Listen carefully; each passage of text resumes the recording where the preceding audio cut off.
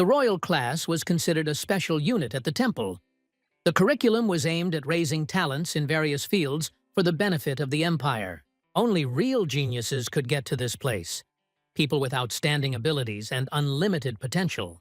The students here represented the elite of society. It was in this class, Class A, Reinhard was enlisted. No one could understand how he succeeded. Thanks to his hidden potential, Reinhard managed to get into a privileged class, although nothing of the kind happened before. He himself hardly realized how he ended up here. They looked at him with suspicion. No one suspected that he was the 17-year-old son of the king of demons, the burdened by the sins of his past life. In fact, he was 30, but he was forced to visit the academy again and fight for his life. He lived in a world doomed to death, among people who tried in every possible way to interfere with him. He had no other choice. To survive, he was obliged to become stronger. And in order to gain strength, he should have earned points of achievement. The most ironic was that he landed in the world, invented by himself, in his own unsuccessful romance. And just at this moment, the system reminded, now his task is to survive in this plot at all costs. It was a protracted war between demons and people that determined their fate. It began with a great clash of two races and ended with the death of King Demon's Valir from the sword of the hero of Arthur. With his death, the long-awaited world finally came. However, the Empire, exhausted by a heavy and long war, was forced to put tremendous efforts in the education of a new generation of heroes. The search for talents throughout the country began, which led to the creation of a special educational institution, the Academy, known as the Temple. It was in this place that the best of the best studied, and only geniuses could get to the royal class. Ludwig studied there, a young man with a hot disposition and a strong sense of justice. Despite his qualities, he was constantly among the lagging people. Meanwhile, the next issue of the novel ended in another world. Right was not easy. Everywhere, criticism, discontent, advice to quit this matter. The author was depressed. While he read the stream of hate, his heart could not stand it. An attack happened, and he died. He watched his lifeless body. A gloomy reaper named Kim explained his death came due to a sudden heart attack caused by a jump in pressure. She handed him a document to confirm his condition. The writer could not believe that he died, reading comments. But the fact remained a fact. Kim was annoyed by his questions. She had too many things. She said that he should urgently make a choice. Despite the shock, he had to admit death. It seemed to him one of the most ridiculous deaths. The Reaper explained that in order to get into paradise, you need to atone for your sins. In his case, the hardest was that he endlessly postponed the release of the continuation of the novel and wrote a frankly bad plot. He earned a little, barely made ends meet, but laid out the chapters irresponsibly. He even allowed himself to publish a short story from another account. At first he did not understand how a bad letter could be considered a sin. However, Kim explained, the case is not in a separate chapter or novel, but in a cumulative harm. He disappointed readers over and over again. The scale of the problem was much larger than he expected. Now he must atone for this sin. For each, the atonement took place in its own way, and his path was just beginning. After death, he was offered to choose one of the short stories he wrote in order to reborn in the body of one of her characters. There was one condition: to survive until the very end of the story, which greatly upset the guy. The Reaper explained that this is not the worst outcome yet. After all, unlike other souls, he will know the plot in advance, because he came up with it. From her point of view, it looked more like a reward than a punishment. But the writer himself thought differently, because most of his stories were gloomy and ended tragically. In the list of the short stories he completed, the following were The City of the Dead, the story of the zombie apocalypse. He was sure that he would not live in this world and day. Survival in Ruins is a harsh drama about life after the end of the world. It was for her that he received a Hayat wave on the internet. And then there was no chance of survival. The Hunter becomes a manager, a modern action where he would probably be a secondary character who is killed at the very beginning. The game becomes a reality, and I am just a cleaner. Fantasy in the spirit of dungeons. where 90% of humanity die. He almost had no doubt that he would become one of these 90%. All these short stories seemed to him a death sentence. The fifth story, The Death of the King of Demons, was more optimistic.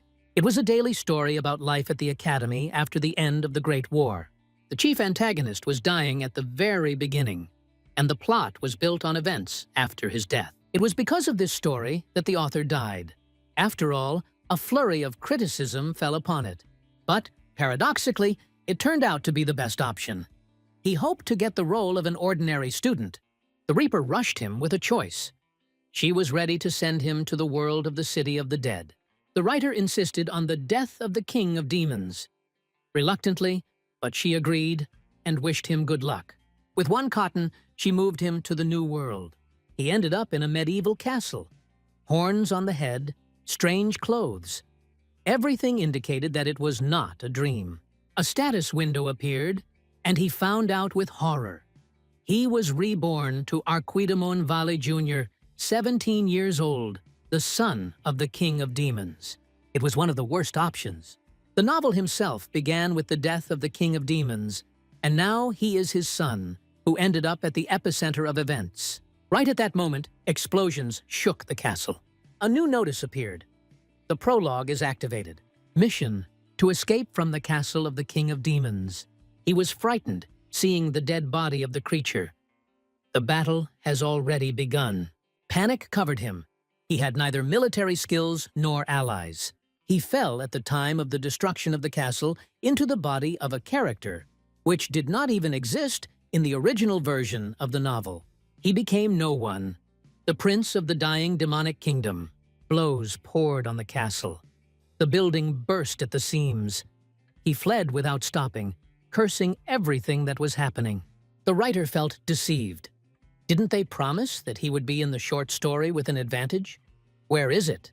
Instead, he ended up in the body of the son of the King of Demons, a character who did not exist in the original plot. He knew that this scene was a prologue. The castle would fall, and the heroes would destroy the demonic monarch. And he, like his son, is doomed.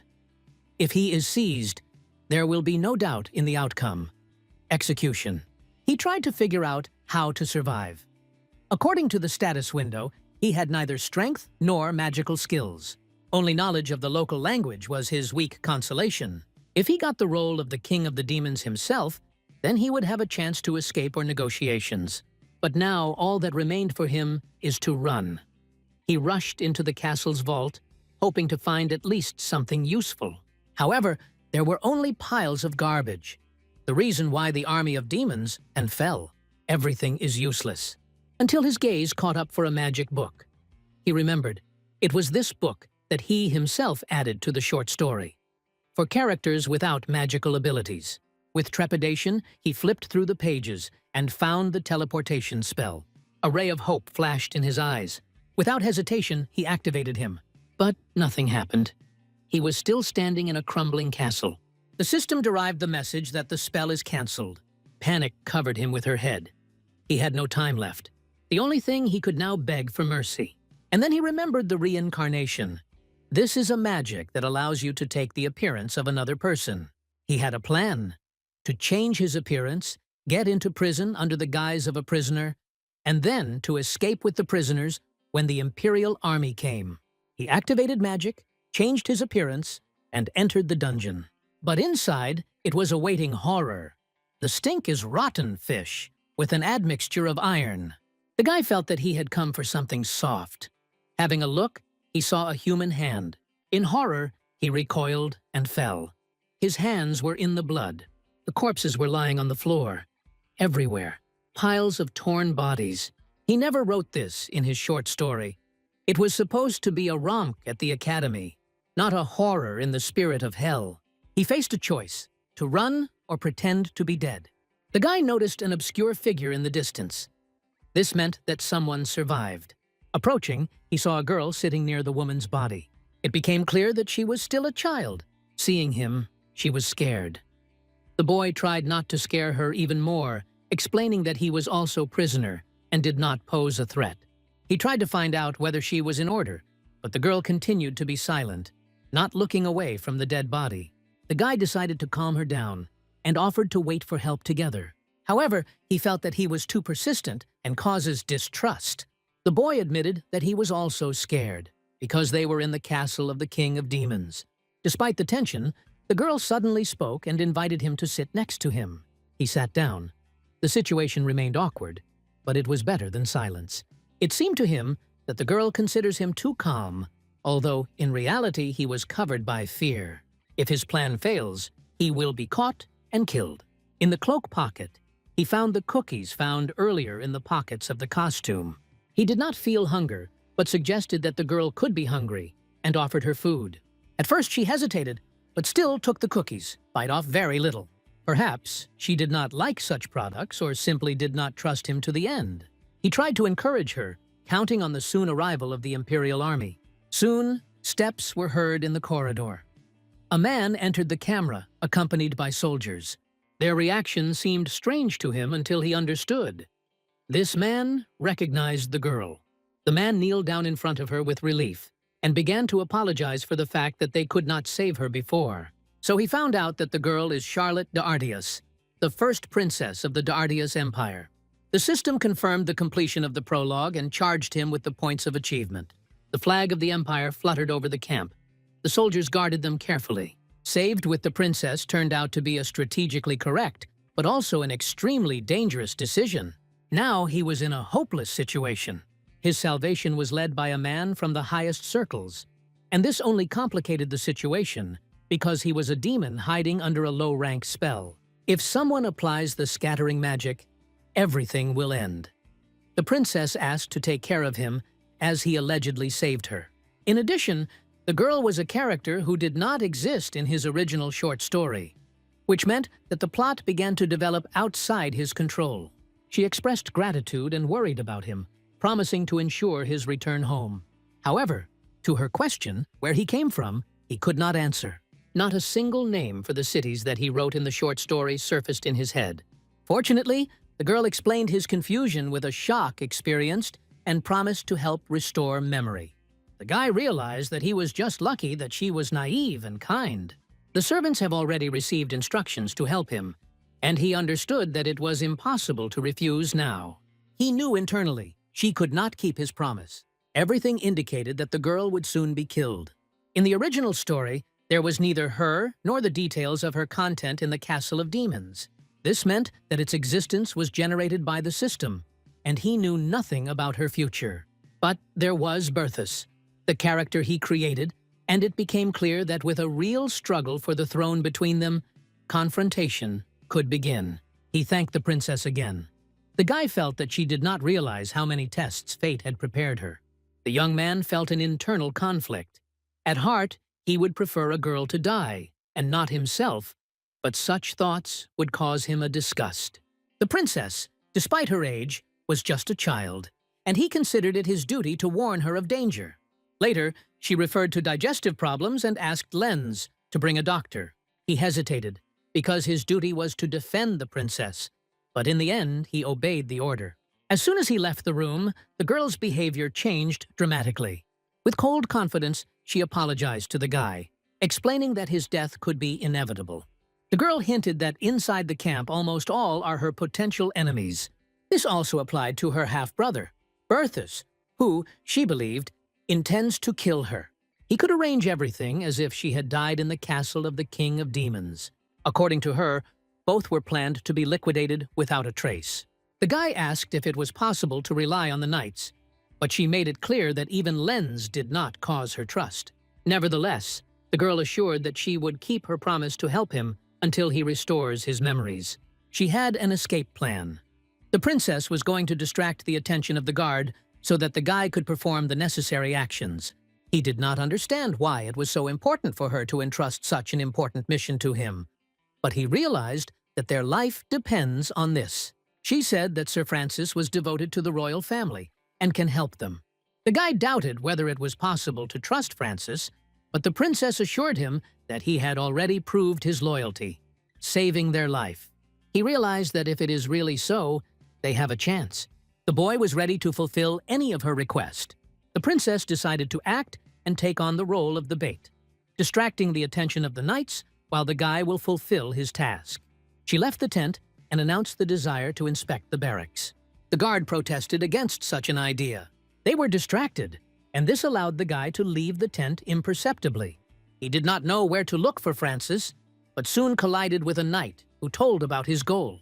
He said that Francis had gone to the castle of the King of Demons on the orders of Sir Lenz, the very one who was now guarding the princess. The guy realized that everything was adjusted in advance. The knight began to suspect him, but the guy managed to convince him of seriously the situation, mentioning the danger that threatens the princess. Suddenly, the knight believed him, explaining that he had experienced anxious forebodings since the departure of Francis. Moreover, Francis, before leaving, left a warning to be careful. The knight, who called Darius, suggested urgently advanced to search for him. He said that they would go on the road to his horses. On the way, the guy noticed how the soldiers pushing the demons in the cages. Darius explained that these are captives captured during the recent war, and soon they were executed. The guy thought that if his plan had failed, he would be among them. They got to the war zone. Approaching, Darius warned that they would have to dismount. People on the spot have already noticed their approach. The knight approached them and asked the question of their personality and the purpose of the visit. Darius introduced himself as a lieutenant of the 11th Battalion of the 3rd Platoon in the 1st Troops of the 4th Cavalry Regiment. He explained that the young man accompanying him should transmit an important message to Sir Francis. However, the knight said the sad news: Sir Francis died in battle with the remnants of the demon army. This information shocked the young man. He realized that Francis was trapped in order to eliminate as a threat. Probably behind this was Prince Berthus, who wanted to get rid of his combined sister Charlotte and clear the way to the throne. After that, Darius suggested the young man to tell the truth about what was happening. Although the guy was not sure whether he could trust him, he decided to share all the information. He spoke about the threat hanging over the princess and about the role of Francis in her salvation. Hearing all this, Darius confirmed the guest that Francis was specially sent to certain death. He assured the young man that he would help him because he himself was a knight of Francis.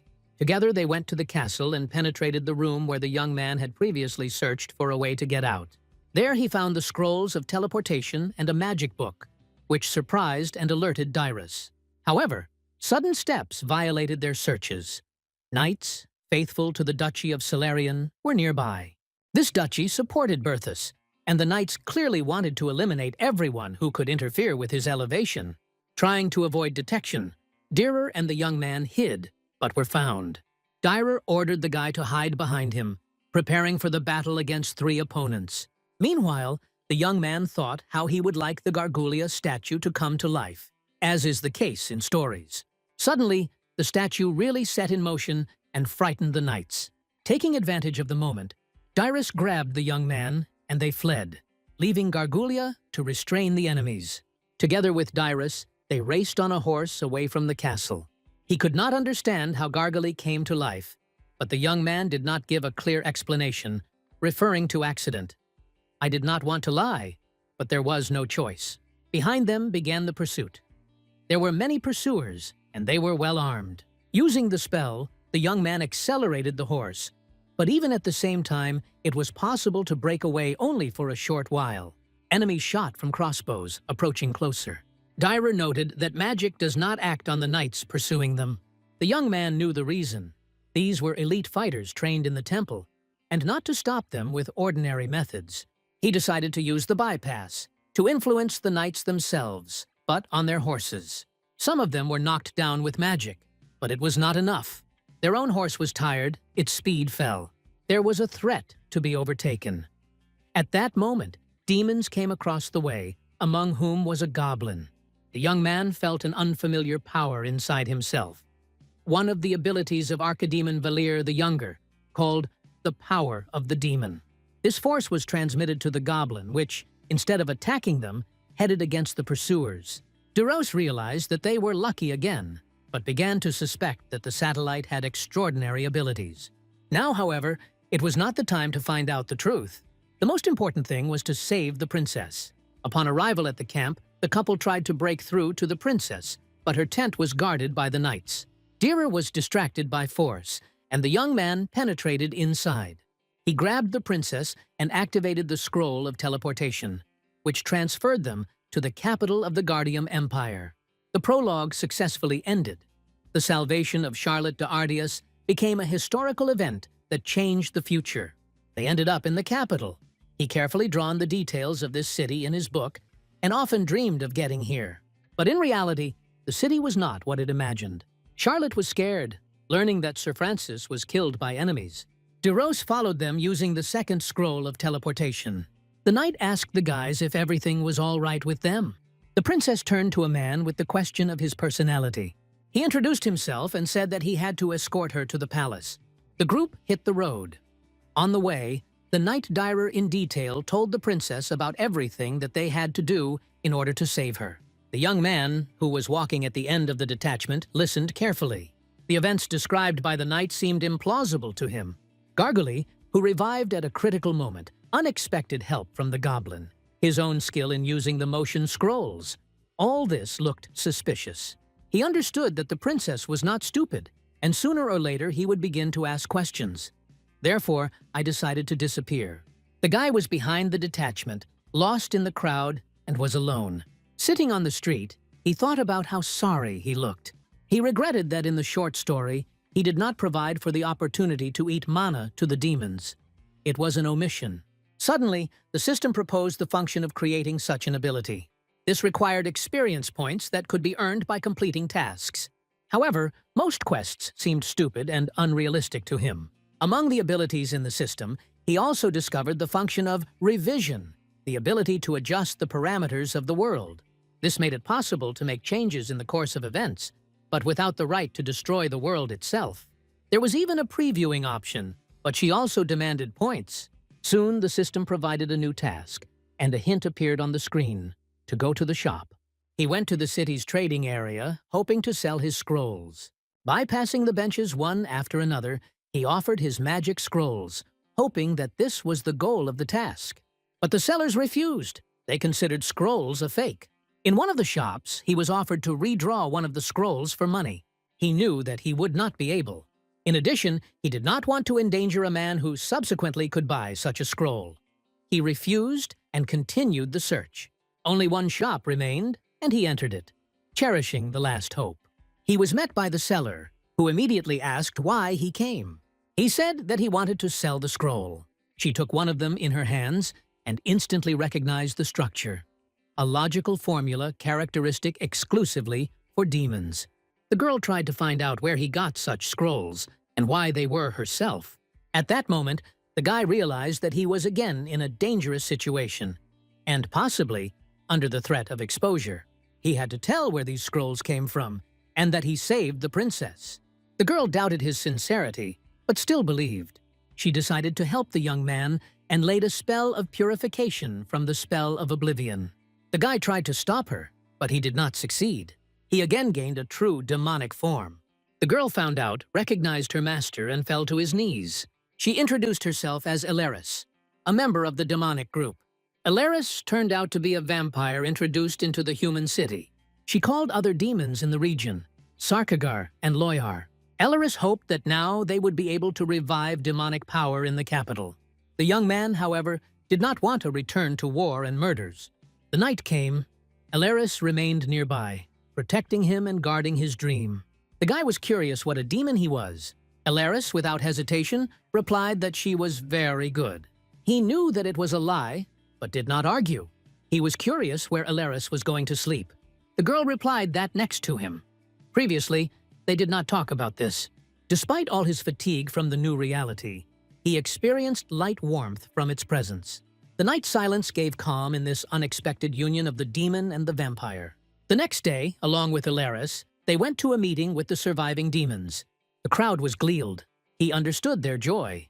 The destruction of the king of demons finally brought the long-awaited world. In addition, the news spread that the princess is alive. The path brought them to the slums, a roster of poverty and despair. The guy did not expect to see anything else here. The person with whom they went to meet was the master of this place. The girl immediately smelled them by smell. She greeted Ilaris. Ilaris, in response, introduced the satellite, the new master of the demons, Walla Jr. She explained that he did not remember anything. All the memories disappeared, except for one. He was the son of the demon. The girl reported that she was only glad to do this. Valier the Younger did not treat her too well before. It remained only to wait for the Sarkager, who was late. Suddenly, they noticed him. He happily rushed to Wall and put him in a hug.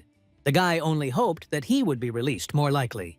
He was not ready for such violent attention. Loyar hardly dragged Sarkagar to the side. He did not hide the hope that their new Vladika would revive the Empire of Demons. Valier admitted that he was not opposed, but he was just a guy without strength. However, Sarkagar did not agree. According to him, Valier was Archidemon. Then he asked who the archdemons are. Once upon a time, the demons fought among themselves a merciless war, until one who laid an end to her appeared. For this, he received the title of Archidemon, and his descendants inherited this title. The guy began to understand something, but still doubted that he was able to revive the empire. He considered it stupid to hide in the forests and hope for a miracle. Instead, he proposed to stay among people, study them, and strike from the inside. This idea came to Sarkagar to taste. He suggested Valier to enter the temple. Loyar supported the proposal. Finally, they were unanimous. Wall himself seemed to be madness. He hoped that Alaris would convince them. But, to his surprise, she liked the idea. Then he admitted that he could not get lost among people. He stood out too much. Sarkagar offered him a Dreadfield ring, capable of changing his appearance. The decision was made. They went to the Daibun, who was supposed to make fake documents for Wall. The name had to be chosen in advance. There were many discussions, but in the end it stopped at Reinhard. The name sounded like the main character. Loyar explained to the manufacturer that they want to enter the guy into ordinary life. He agreed that the idea is sound, but asked a practical question. How are they going to pay for his training? Alas, no one thought about this. Daibun said that they don't have enough money to pay for training. Loyar immediately asked if there were other options. There is clearly not enough income from their business. Reinhard understood. Training at the academy cost fabulous money. Among her students were only children from noble families. If you count the cost for the currency of his native world, about $100,000 came out. Obviously, neither Loyar nor Daibun had such funds. They began to frantically reflect on how to get out of the situation. Reinhard offered a compromise, to pay at least the first semester. He hoped that, having got into the temple, he could reveal the strength in himself and then switch to a free form of training. In this regard, there was a rational grain. But even such an amount was unbearable for his friends. Their goods were not sold, there were fewer customers, and business suffered losses. Then Reinhard offered a new idea, to use a man train. They could sell toys right on the way, earning on children's desires. Parents rarely refused their children. The plan turned out to be so simple and effective that the Daibun was delighted. In the evening, they drank beer together, and the man praised the guy, adding that his sister sees great potential in him. He promised to do everything so that Reinhard entered the academy. But Reinhard himself suspected that Loyar had an additional income not related to the sale of toys. He carefully asked Daibun about this, but he only stupidly said nothing. Their conversation was interrupted by Loyar herself. She dispersed the drinking and took Reinhard to his room. There, she strictly explained that such behavior could lead to consequences. The guy apologized and promised to be more careful. He decided to ask her a direct question about her earnings. The girl reluctantly admitted that some of her people work as spies, collecting information for the right people. She did not disclose more details and warned, as soon as he enters the temple, he will have to forget about all this. Realizing that the conversation was exhausted, the guy went to bed. In the morning, he and Daibun went to draw up documents. Everything turned out to be much easier than he expected. Along the way, they passed by the receiving point of the temple. Daibun suggested looking. Inside, there was a lot of applicants. Approaching the rack, they asked the girl whether it was possible to pay for training only for the first semester. The answer turned out to be disappointing. The reception for partial payment was no longer carried out. Daibun's face was overshadowed, but he did not give up and asked if Reinhard's abilities could be tested. The guy himself was sure that he did not have them and tried to dissuade his friend. But he decided to try all possible ways. The girl offered to touch the magic ball. Reinhard agreed. He was not afraid that the ball would reveal him like a demon. In extreme cases, he could use the Dreadfield ring to hide. He touched the ball. Some strange reaction occurred, and the girl frowned. She left after another ball, deciding that the first was faulty. Reinhard did not expect anything from it. He knew that he had no gift and considered the idea to be meaningless, but he refused to give up. When the girl returned with a new ball, she explained that she had checked him. Everything should work. Reinhard again touched the sphere, and again surprise appeared on her face. The girl was confused. She whispered that it was impossible.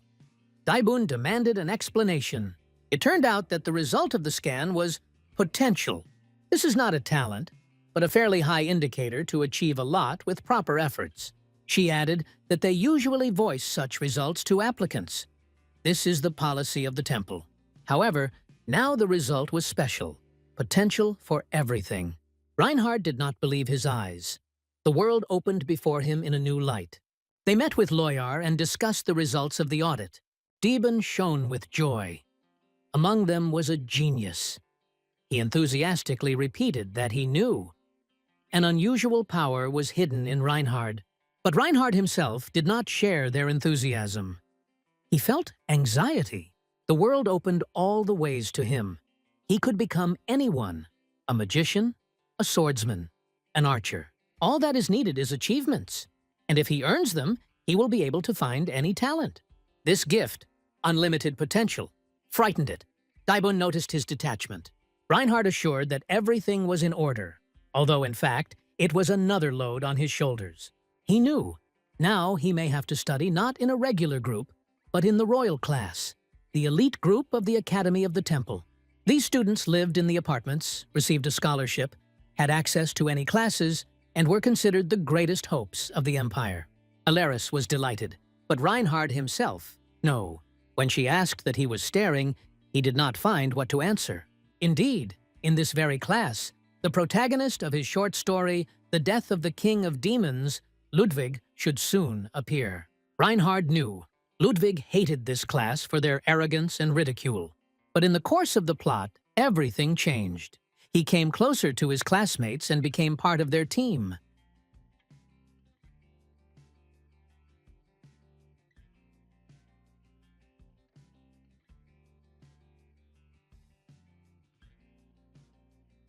He considered the only plus that he knew all the future villains of this class.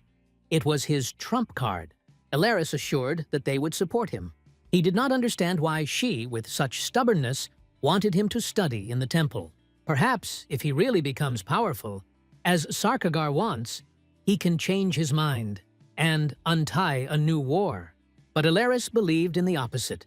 If he spends enough time among people, she would stop hating them. And if everything goes differently, they will figure it out along the way. In parting, she handed him new clothes and a pendant. Clothing is to study, and the pendant is something more. She recalled that her nickname, Tuesday. That is how she introduced herself when they first met. Alaris explained that vampires once had 7 clans, 7 knights. Monday and Sunday clans disappeared, and their magic also left with them. The rest continued to develop their elements, transmitting knowledge from generation to generation. The pendant she handed him was a symbol of Tuesday Flame, the treasure of her clan. When he asked if she was the leader of the clan, Alaris answered evasively. But the essence was clear. She trusted him with strength. Just as Sarkagar gave the ring, she handed him a kind of artifact. The pendant allowed the use of fiery magic. The girl invited him to use her. Reinhard doubted that he could handle it. He tried. A small flash of flame broke out of his palm. Alaris warned, "The power of the pendant grows depending on enmity to the goal. The deeper the hatred, the brighter the flame." He understood why she did it. She tried to protect him. He thanked and promised to use magic only in extreme cases. She was pleased with such a promise. Loyar handed him the money, his allowance. She did not have artifacts, but she wanted to help at least something. Reinhard promised not to spend them in vain. In parting, she wished him good night and reminded him not to sleep in the classroom on the first day. He assured her that not a child. But when the young man was left alone, thoughts defeated him again. He remembered one important detail. The death of the King of Demons was written in the genre of everyday life. He wanted to please the fans, tired of the tragedies, to write something bright and warm. But he could not end stories happily. He ruined everything. Readers fell asleep again with anger. The young man remembered how, in the middle of the history of the gate to other worlds, opened the path of monsters. The invasion began. The world plunged into the fire and suffering. Everything burned in the abyss of pain. Reinhard sighed heavily. He hated himself for being such a fool, and wrote it all. He frantically thought what to do next. The idea came to mind to hide and wait out these events, but he was responsible for what was happening. There were people who did not deserve such a participation. Reinhard decided not to be an any more coward and enter the academy to earn enough points. With their help, he was going to change the future of this world or fight for it. The temple was striking in its grandeur. A huge building with luxurious architecture and interior decoration caused admiration. Reinhard could not even believe that he once described all this himself. Reality surpassed the most daring fantasies. The scale, details, atmosphere, everything looked like the construction of noble wealth was spent. Entering the spacious lobby, he felt confusion, not knowing where to go. The girl met him. She introduced herself. Her name was Sarah Van Owen. She was the head of the hostel. Sarah helped him navigate and indicated in which direction his room was located.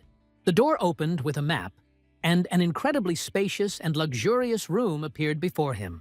The level of convenience and sophistication was striking. Everything, from furniture to light, spoke of the high status of her tenant. Inside, he found a box, a welcome gift for beginners. In it lay a light snack, notebook, and pen. There was time left before the welcoming ceremony, and he decided to use it with benefit. He lay down and began to recall the characters of his short story, recording those whom he could restore in his memory. The list came out unexpectedly short, which was alarmed. His voice from the loudspeaker distracted him. A solemn meeting began. Arriving at the hall, he was among many students. Many were unfamiliar to him. High school students were upstairs. Their presence seemed strange, because in his history, they did not participate in such events. By accident, having encountered one of the students, he fell. The guy who helped him get up was Ludwig, the very main character of his work. Only at that moment Reinhard realized to the end that he was inside the world he created. Everything that used to exist only in his imagination was now a reality. The dating ceremony began. A-class students submitted alternately. Bertus Dacardius was the first to introduce. In the original version of events, he studied at the academy under a fictional name. Behind him is a girl named Henry. In addition, there were 11 students, not 10, as planned originally. He was superfluous, Reinhard. This confirmed, the plot began to change. When the line of Class B came, the girl was the first to speak, which he did not expect to see here. He recognized her, but at the same time clearly understood that he had not created such a character. In his history, it did not exist. Her name was Charlotte Dacardius. This name sounded like something impossible. The temple was not obeyed by the external structures of power. This was emphasized by the fact that in the royal class, in addition to Bertus and Charlotte, there was not a single representative of the imperial family. Even members of the dynasty could not come here without the proper level of talent. The fact that Bertus and Charlotte were accepted in the first year of training clearly indicated a deviation from the original plot. For Bertus, the end of the temple was to be a jerk of power. Having received an education here, he could significantly strengthen his influence and get closer to the throne. Initially, in the short story, Reinhard wrote that Bertus hid his real name. But now the story has gone differently. Even the author no longer knew what would happen next. He began to fear because, according to the plot, Bertus was supposed to arouse 3 key abilities: combat skills, sensitivity to magic, and mana control. The Duke Solarian provided the young man with resources, and the Empire allocated mentors to make him candidate number 1. Without one of these abilities, the path to the hero's title would be closed to him. Subsequently, Bertus was supposed to become the greatest master of the sword throughout the Empire. However, Reinhard hoped that the discrepancies with the original history would not be catastrophic. At that moment, he was more worried about the first princess, Charlotte Dacardius. He could not assume that she would be in the royal class, and even in the B class under the first number. This made me think about whether it meant that it was inferior to Bertus in level, since I did not get into the A class. Although Bertus himself was also not an absolute leader, and his skills did not guarantee A1 place. The idea that both could be in the same class aroused the alarm in Reinhard. He did not envy the teachers who were to work with them. After the dating ceremony, Serera moved to the rules. In the temple, everyone is equal, regardless of origin. The only formal separation is that classes A and B. Pressure through the status are prohibited and punishable up to the exception. Then she read out a letter from the imperial palace. Any threat of Charlotte Decardius will entail a deprivation of the right to the throne. This concerned her, and Berthus, and their supporters. The emperor demanded honest rivalry, and not the struggle for power. Reinhard noticed how Bertus started a conversation with Erich. The formation of unions began. Then he turned to Ellen Artoria. The girl was supposed to be A1 in the classroom. Also, her brother was a hero who defeated the king of demons. While everyone was busy Bertus, Reinhard collided with Ludwig. He offered to have fun, and Reinhard agreed. They were noticed by Henrietta, who showed hostility to Ludwig. Bertus neighed their skirmish, reproaching the girl for sharpness. The atmosphere of the evening became tense. The first conflicts and alliances began. Bertus quickly conquered sympathy, refuting rumors about himself. Reinhard, watching from the side, noticed that he received glasses, perhaps because he witnessed Ludwig's conviction. But the prices of new talents were so high that it seemed almost impossible to accumulate them. Reinhard switched to the window of super resistance. They cost less, but he could not afford them yet. Meanwhile, the students were given a schedule and explained the rules. The royal class gathered for the lesson. The class teacher, Mr. Eppenhuser, appointed A1 responsible for communication with teachers. In case of serious violations, like fights, it was possible to contact directly. Reinhard, the 11th on the list, was called to the office. The teacher explained to the guy that he did not have a clear talent, unlike others. At the same time, he has the potential, but the path is not defined. When asked what he wants to do, Reinhard chose superpowers rather because of accessibility than desire. The answer was surprised by the teacher. Typically, such classes are available only to students with talent, but exceptions to the royal class were acting. However, without the progress of Reinhard, they could expel from the course. Mr. Eppenhauser approved the choice of one discipline and issued a schedule. He advised the young man not to limit himself only to superpowers. Reinhard thanked him, realizing that the teacher was much kinder than expected. Returning to the class, Reinhard noticed that they were stared at him. Interest was connected with the spreading hearing about his uselessness. One of the students sarcastically hinted that he had no talents and questioned his place in the royal class. Reinhard restrained himself, reminding him that a commission had accepted him here. The guy did not lag behind, and over time, Reinhard's wrath prevailed. He quickly put the offender in place. This did not go unnoticed. Berthus watched him with interest. At dinner, glances continued to pursue him. He has an image of an aggressive guy. In the physical education lesson, the teacher demanded from the entire maximum result. Reinhard began to lag. He was overtaken by Ellen, demonstrating an excellent shape. Charlotte watched from the rostrum. She was not yet allowed to classes. In the locker room, Kyer again provoked Reinhard into conflict. His audacity and statements brought the guy to rage. Reinhard hit the guy in response. A fight started. Participants quickly spread their comrades. Soon they both ended up in the office of Mr. Eppenhauser.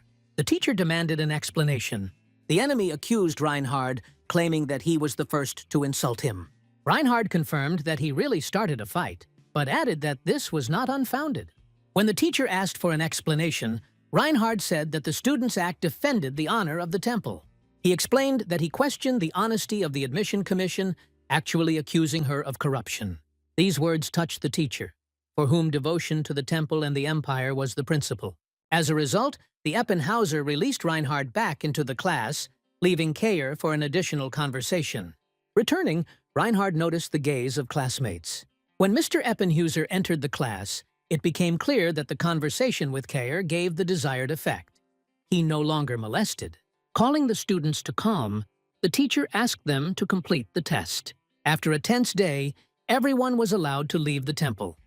Despite fatigue, many took advantage of the chance to rest. Reinhard became a witness. As in the corridor, Eric pushed the red-haired girl. It was Scarlet, the one whose fate he knew well. She was often oppressed by the color of the hair that once symbolizes valor, and now the fear of demons. Ludwig helped her rise. Scarlet was an outcast, and even in the temple her position did not change. Later, lying on the bed, Reinhard opened the status and noticed among the new skill available, self-hypnosis. Previously, he intentionally did not include him in the script, considering it too cheat. The ability could reprogram the mind, but now it was sealed and inaccessible. The glasses have already been spent, and the skill could be awakened only in exceptional conditions. He felt deceived, because there were already enough trials in his life. To get new glasses, he studied tasks.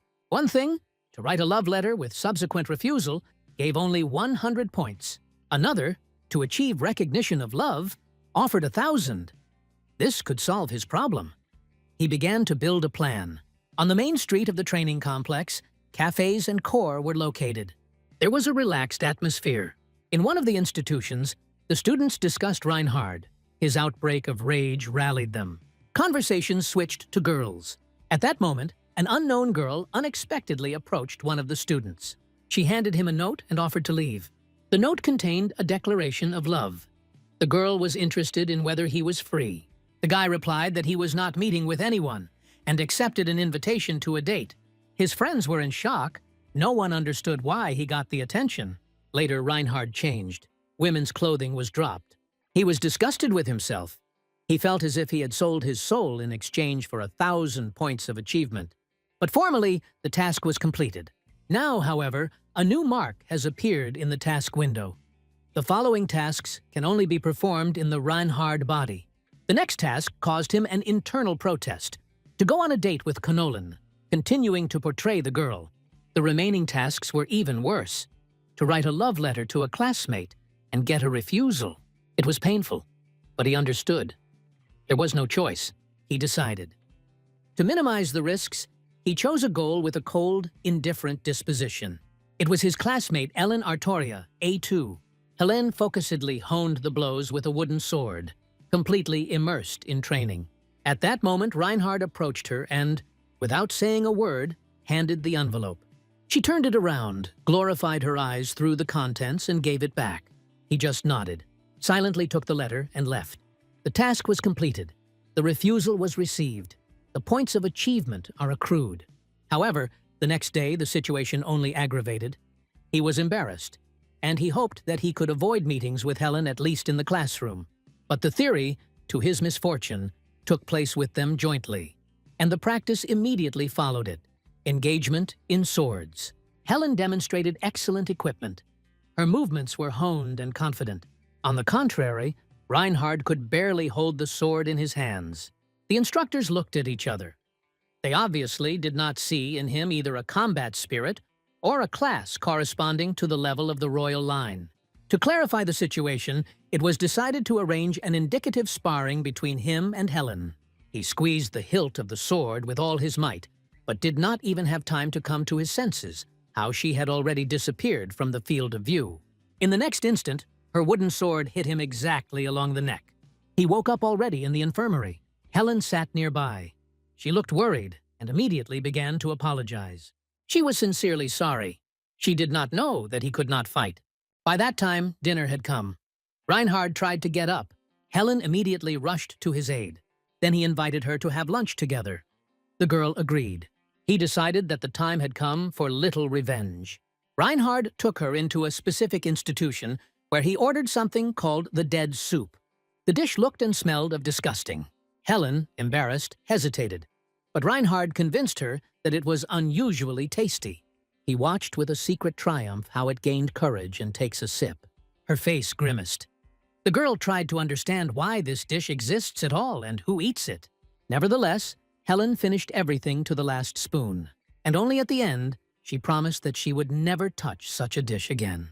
The next lesson after lunch was the theory of magic. The teacher brought complex formulas on the board and explained the basics of magical modeling. Reinhard, everything seemed to be a meaningless pile of symbols. He felt that he was losing time, and, without waiting for the end of the lesson, quietly left the class.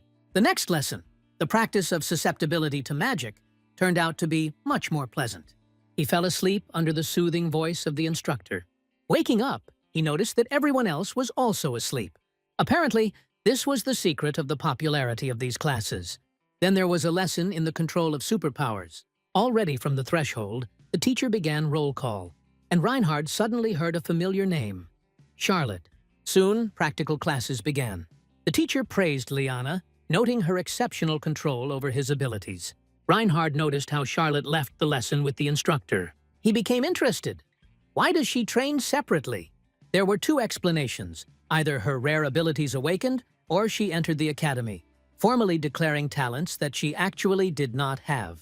He thought if Bertus knew about this. The instructor asked what he would like to do. He asked him to bring him to the limit.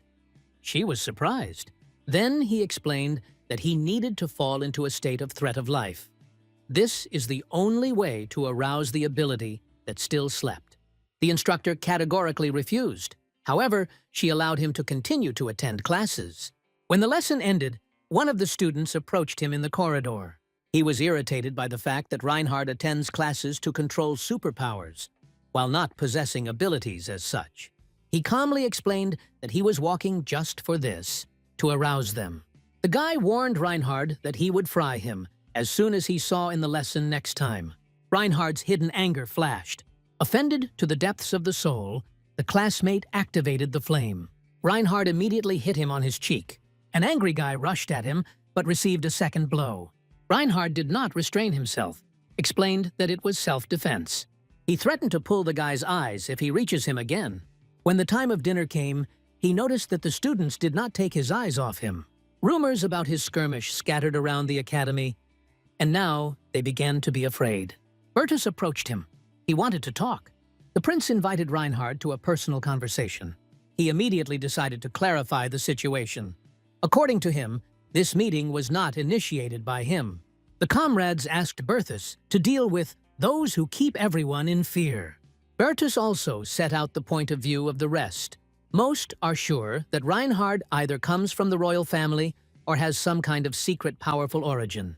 That is why, in their opinion, he behaves so self-confident and defiantly without fear of consequences. Reinhard only grinned for this and assured that everything was not so. Bertus did not look surprised. He noticed that he himself did not consider him a prince or nobleman. Suddenly Bertus asked the question whether he loves the empire. The answer was affirmative. Then Bertus asked, why? Reinhard, without hesitation, said that he likes the money. In this world, they gave freedom, the opportunity to live and not deny themselves anything.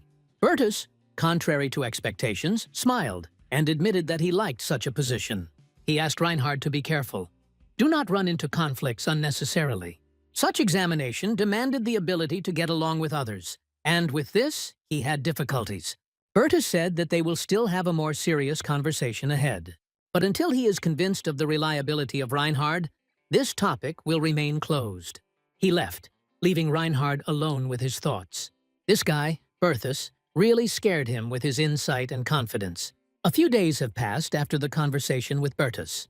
Reinhard did not seek to change his behavior in order for classmates to begin to perceive him differently. Absolutely everyone avoided him, with the exception of Ludwig. A week of training has passed. He decided to visit old friends and share his impressions.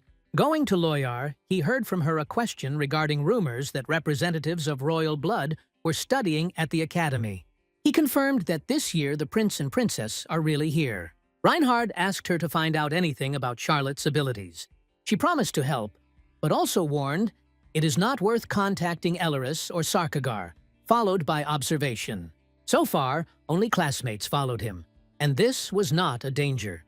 But another time, the consequences could be much more serious. Reinhard blamed himself for not noticing surveillance. Returning to the academy, he ran into Kerr and Eric. They began to ulcerate, claiming that he was not just a commoner but a homeless person. He did not deny, he admitted that it was. But when the boarders crossed the mockery, he grabbed one by the collar and with a threat reminded that the homeless had nothing to lose.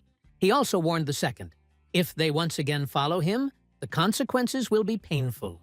Both guys were scared and retreated. Now, rumors about Reinhard have acquired an even more gloomy shade.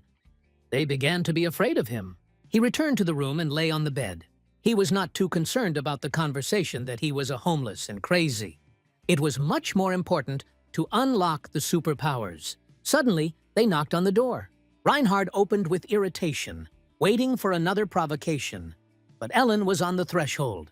She reported that they were called for training. In the gym, everyone was already squeezed.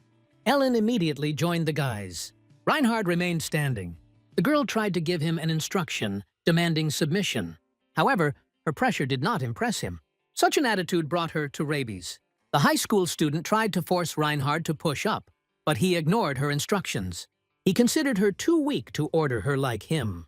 In his eyes, she looked nothing more than a frightened girl, and he openly made it clear that he did not intend to obey.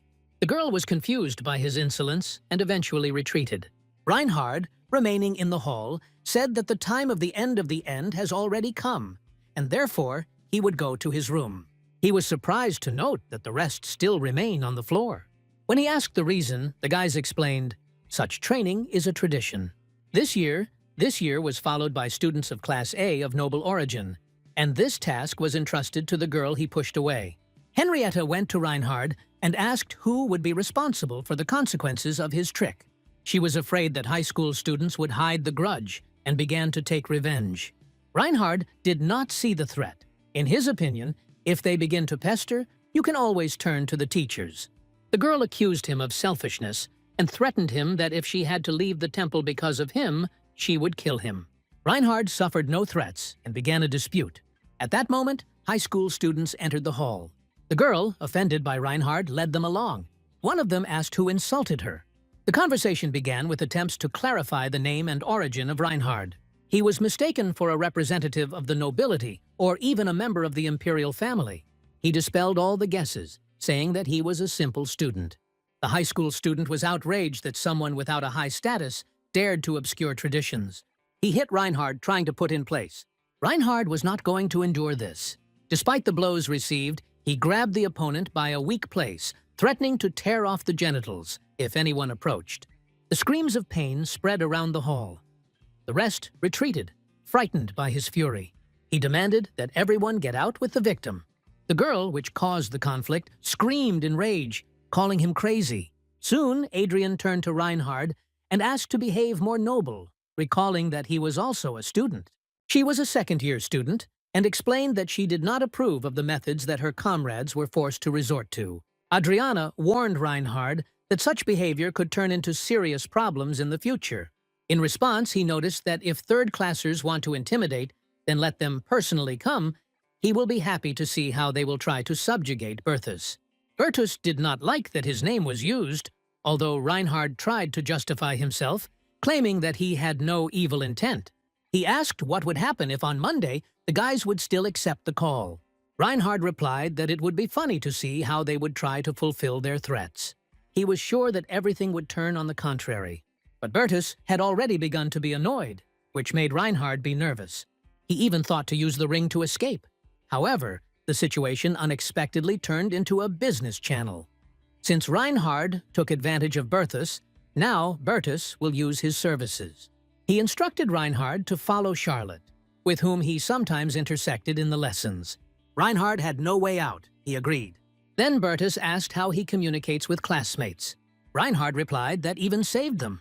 But Berthus recalled that, calling Henrietta a imbecilka, he hardly earned respect. Reinhard realized that the girl had already managed to press Berthus. Seeing the girl again, he once again called her. Henrietta flared up with rage. Reinhard said that he just really likes her. Like a sweet, capricious girl. His words left her in confusion. She did not understand what had just happened. On Monday, the guy approached Reinhard and stated that he had undermined the honor of Art and Gartis, the heir to a famous family. The call was officially issued to a duel, with the right to choose time and place. An observer was provided. Reinhard did not understand why everything went so far, because it was the enemy that hit the first. He was offered to recognize the defeat or fight honestly to prove his strength. To the surprise all, he accepted the challenge. He was warned that Art is a second year of Class A, which means that Reinhard has no chance. However, he was not going to apologize. He believed that if it was destined to get a blow, so be it.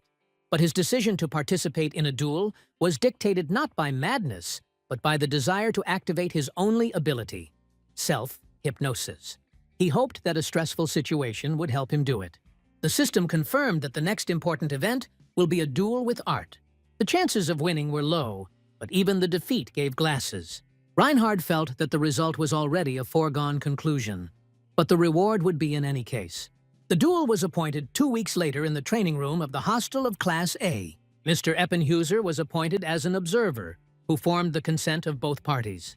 All students already knew about the duel. There was nowhere to wait for help. Physical education training was difficult. Reinhard felt weak. During one of these training, the girl stopped him and handed over a piece of paper. He asked that this was, and realized that Charlotte also conceived something. On the note, it was written that he stayed in the classroom after class. He obeyed and stayed, wondering why she needed it. This was to be their first conversation after the events in the castle of the King of Demons. When she entered, she immediately ordered him to shut up. She knew who he was. Charlotte told Reinhard that she knew about his connection with the bandits. She conducted her own investigation, although she could not accurately find out its origin. According to her, she found out that the gang of Circles hires former robbers into her ranks. Her knowledge and insight seemed almost limitless. She did not let Reinhard make excuses and stated that soon the guard would begin to clean the environs of the capital. Then she gave him a task, to find a child from a portrait. He is alive or dead. The portrait was Reinhard himself. Charlotte believed that he was a poor student who joined the clan, the best suited for this case. She instructed him to regularly report on the progress of the investigation and warned, if he tries to hide something, she will destroy him with his own hands. Her request sounded sincerely, as a request to find a person close to her. Reinhard realized that he should be careful. The disclosure of the truth could harm not only him, but also Charlotte. Later, Henrietta approached him and said with irony that she had heard about his duel with a high school student. She mockingly added that he would definitely get it. Reinhard did not argue. He understood that he could not only lose, but also die. Henrietta was surprised why he then agreed. He replied that yes, he was scared, but he was ready for this. The girl said that he would definitely come to see how he would be beaten. Reinhard invited her. He had already begun to tune in to the upcoming duel, which was a week later. He understood. If he does not begin to act, he will simply be destroyed before he has time to arouse his abilities. Reinhard decided that he should immediately start training with a sword. He began to observe the exemplary students, Clipman and Helen, who worked out the blows for days on end. They were closed and did not even communicate with each other, so it was not worth counting on their help. Reinhard began to train alone, trying to remember everything that he was taught. The first attempts were unsuccessful. He missed, fell, and his hands were covered with corns. He did not understand how others withstand such loads, but he understood, one way or another, he should become stronger. Later, a girl came to him who brought a message from Regina. She tearfully asked Andriana to dissuade Reinhard from participating in a duel. The girl seemed to him sweet, and he regretted that he told her rudeness before. Andriana directly asked what a plan he had. She believed that in 2 weeks, it was impossible to prepare for a battle with art. The only way out is to apologize to cancel the battle.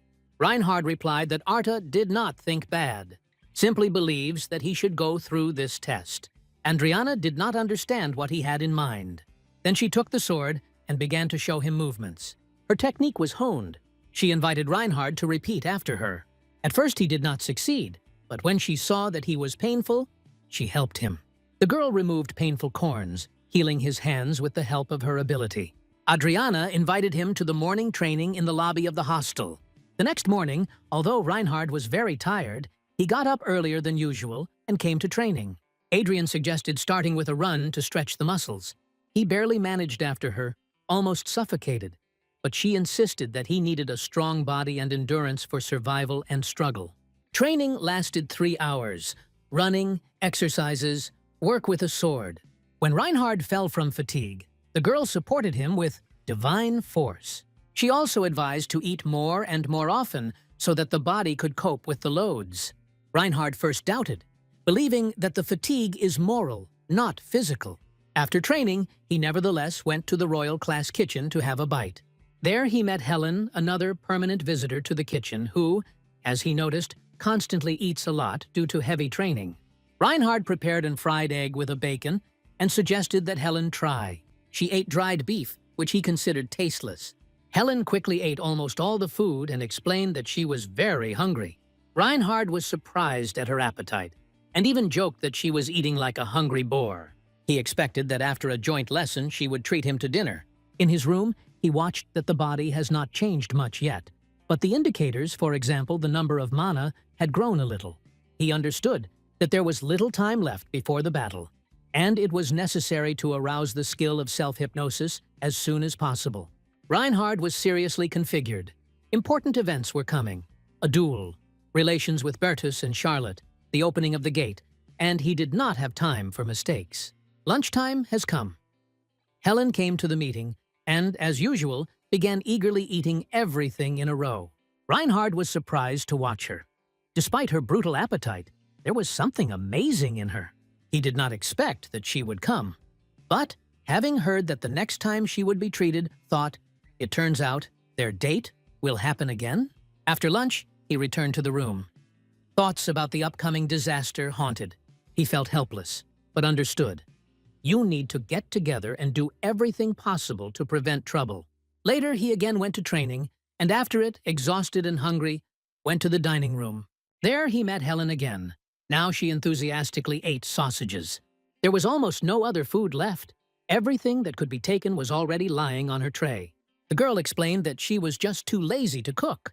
Reinhard had no strength to argue or cook, and he stated that now she would do whatever he would say. He gave her a knife and ordered her to cut meat. Surprisingly, Helene dexterously coped with him. He even praised her. The possession of the knife was no worse than that of the chef. Reinhard grinned. If she becomes a cook, then he will achieve much.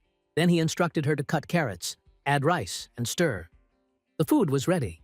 She looked mediocre, but she smelled beautifully. He ordered her to remember the recipe and cook it next time on his own. Helen, of course, said that she was too lazy. He understood that there is no other answer. The girl began to eat, despite the fact that the food was still too hot, and in the end burned her tongue. The guy quickly brought her a glass of cold water, which Helen drank in one gulp. Reinhard admitted, hot food is much better than a dry.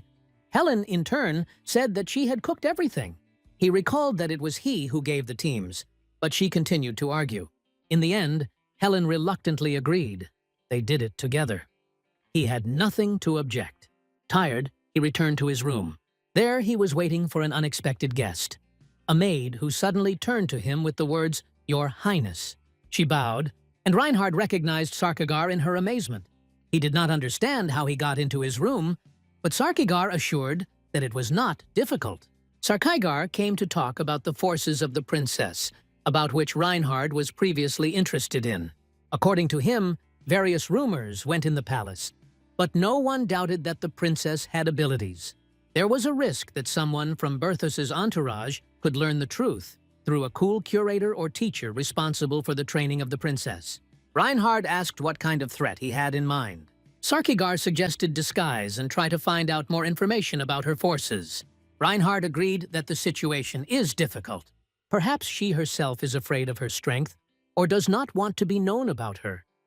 He began to understand how serious everything is. The conversation between them has become deeper.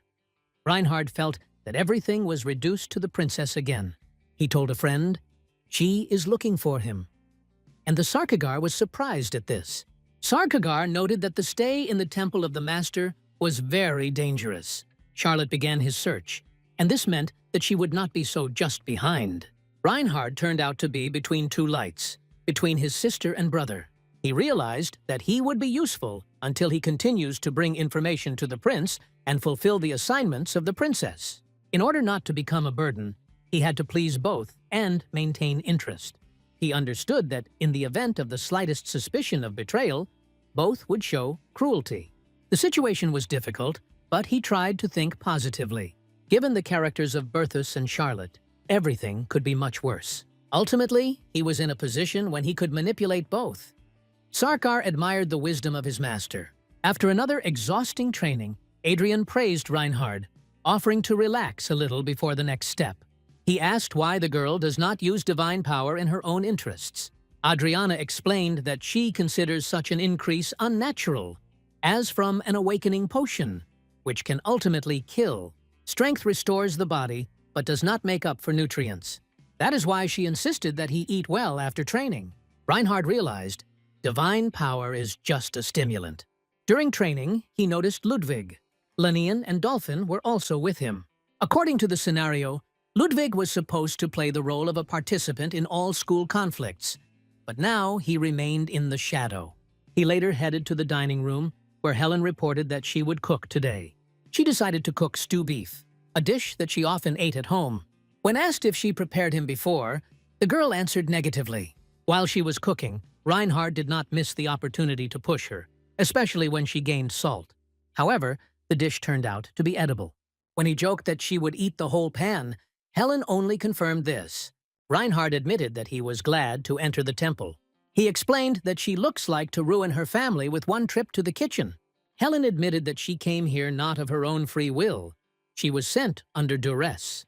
When asked if her brother would have angry, she answered negatively, but Reinhard did not believe it. They later moved to training with swords. The guy realized that the girl was not angry. Helen asked him to repeat movements, as if revenge for past bullying. The girl studied different techniques and methods of attack, and Reinhard realized that she was already far ahead of his classmates. Exhausted, he fell. Friday came. There were 2 days left before the duel. Helen demonstrated an unexpected technique. She hit the sword in his hands and reminded that fencing was useless without weapons itself. She said that the training was aimed at strengthening the strength of the grip, which was weak for Reinhard. The girl suggested repeating the same exercise to the duel. Never let the sword let out of her hands. He trained for so long that he lost time. At some point, the sword cracked and scattered into pieces. Reinhard went after the new. Following this, Helen stated that he would lose. He himself knew it. Then she asked if he wanted to win, and said that there was only one way to do it. Reinhard spent morning in training with Adriana, but thoughts about Helen's words did not leave him. She said that he has a chance to win, but she did not reveal the details, only hinting, "Think about what a fight is." This question tormented him, but he could not find an answer. In an attempt to understand, he asked Adriana if he had a chance to win. She honestly admitted she does not know the chances of small, and she does not know other ways. Reinhard reconciled. Loss for him was not a shame. Returning to his room, he opened the interface of characteristics. The indicators grew a little, but it was the merit of exhausting training with Adrian and Helen. Military skills, however, remained the same. Time has come. He dressed and went to a duel, ready to meet his fear of face-to-face. Crowds of students gathered at the arena, almost all the first-year-olds and part of the elders. Henrietta did not fail to sarcastically notice that he would be ackled today, which Reinhard did not surprise him at all. Before the fight, the class teacher read out the official foundation of the duel. According to the record, Art de Gretus accused Reinhard of insulting honor. This phrase caused an explosion of laughter among the audience. Further, the document stated that Art experienced mental pain and sexual humiliation, demanded apologies, and called Reinhard to a duel. When the mentor invited the parties to voice their conditions, the Art demanded that Reinhard his knees and swear in eternal respect for the elders. He refused. He was not going to apologize to everyone. The maximum of Art. Then the teacher suggested identifying duelists. Art solemnly stated that his champion would be a third-year student, Mean. Reinhard did not immediately understand what he had in mind. Only when Meaton himself came out, it dawned on him. It was about a duel with an experienced fighter, called up instead of a real duelist. Then Reinhard recalled, Helen also offered to become his champion. It was, perhaps, the only way to win. He saw that Adrian was also ready to stand up for him. He had 2 allies, ready to fight. The class teacher reminded of the conditions. If one of the parties is surrendered or the outcome becomes clear, the duel ends. Metan, on the other hand, made a proposal. The battle will end only after the defeat of one of the parties is announced. The teacher specified with Reinhard if he agrees. He nodded, but then put forward his condition. He, as an official duelist, requires a handicap for the enemy. He did not call the champion. The audience froze. The girls were shocked. The teacher approved. Meitan is forbidden to use his left hand. Reinhard, thanks to training with Helen, knew a hand that does not hold a sword plays a decisive role. The duel began. Reinhard attacked the first, rapidly, while the Meitan was careless. But the blow was easily reflected. The enemy's strength shocked him. He almost dropped his sword. Min only grinned mockingly. He attacked in response, but Reinhard hardly stopped the blow. It became clear to him why Helen instructed him to strengthen the grip. A new blow threw him aside. Min reminded the guy what would happen if he misses the sword. He demanded that the enemy get up and continue the battle. Reinhard hardly reflected the blows. Frightened glances were turned on him from all sides. The fear of girls was tangible even through the noise of the crowd. Min demanded that Reinhard surrender, but he was not going to lower his head. He even intended to turn into an act. One last blow, and let it be all. He rushed to the attack. At this moment, all the internal reserves flashed in it. He activated existing skills. His strength, even if not as bright and destructive as that of the strongest fighters of the school, was special. The attack, and the enemy's sword cracked, scattered into pieces. Min was left without weapons. Reinhard did not allow himself to hesitate and inflicted an accurate blow. But consciousness did not leave a third-year fighter. He was not going to lose. Reinhard tried to figure out how to complete the battle. His breathing was shot down. Each movement spoke with pain. But inside, there was one thought: to win. Do not survive, do not surprise, namely, to win. And then, when Meitan moved on him again, he remembered all that Helen taught him, all that his own mind said. Its strength is not external pressure, not a response to stress. This is self-hypnosis. This is faith. Not in a sword, not in receptions, in itself. He understood how he activated it. Not at the time of fear, but at the time of the decision. At that moment, when he wanted to not just survive, but to win, power woke up. The students in the hall believed that everything was already decided. But Reinhard raised his sword and struck. For the first time, Meitan realized that he was losing an advantage. He did not understand how Reinhard managed to hold on.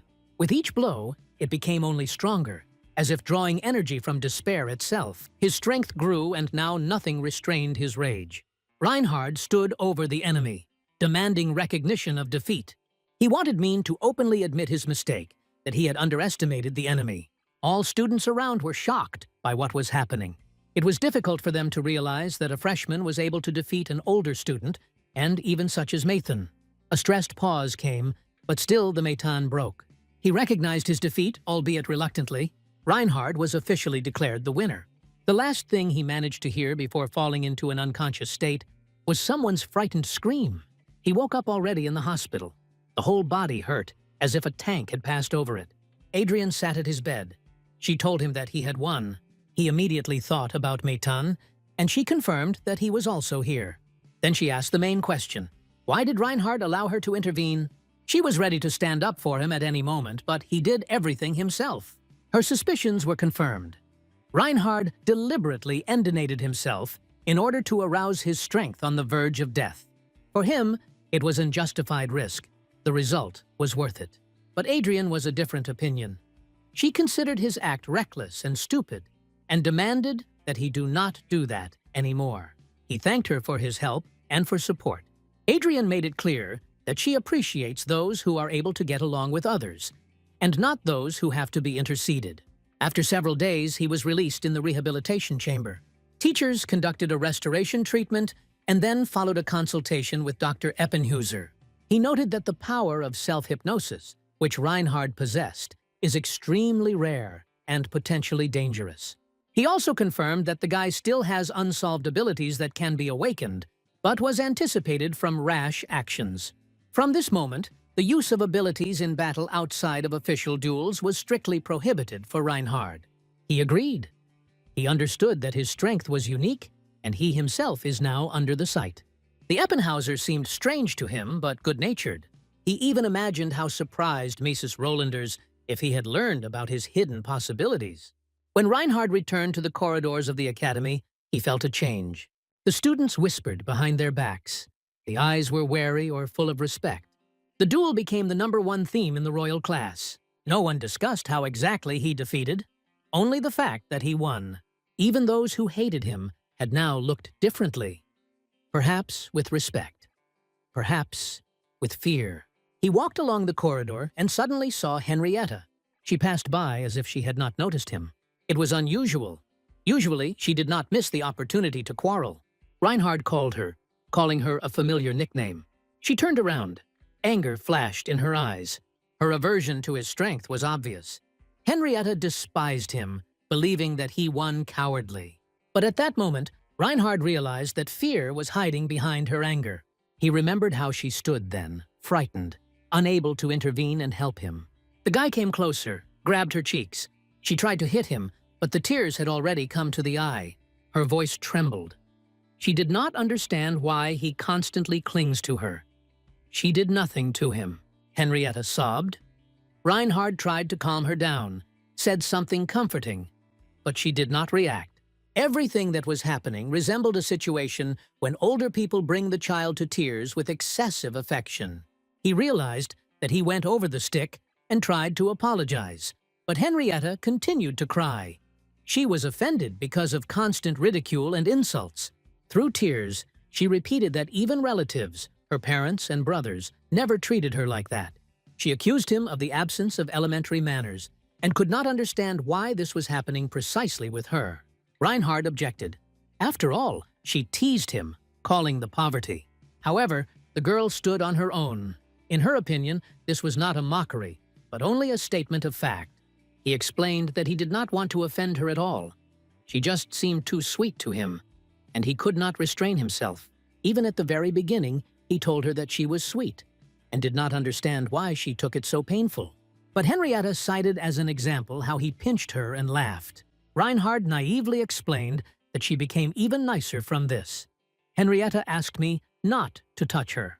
Reinhard nodded, apologized, and handed her the cake, hoping that it would comfort her a little. They stood silently nearby. A minute later, Henrietta carefully asked if he was hurt in a duel. Reinhard admitted that the pain was unbearable, to the desire to die. The girl reasonably noticed that he could just give up. He was lucky that his strength woke up. Without this, he would be a cripple. Reinhard replied that all his life he was not sweet. He was used to retreating, but this time he decided not to allow himself to lose such a scum. His opponent simply wanted to arrange a beating as a show, and it was humiliating. Henrietta restrainedly remarked, "If he continues in the same spirit, the temple will become a real hell for him." Berthus approached him and praised Reinhard. In his opinion, the victory was outstanding. Reinhard replied that he was just lucky, and his strength awakened. Art also unexpectedly apologized for his behavior.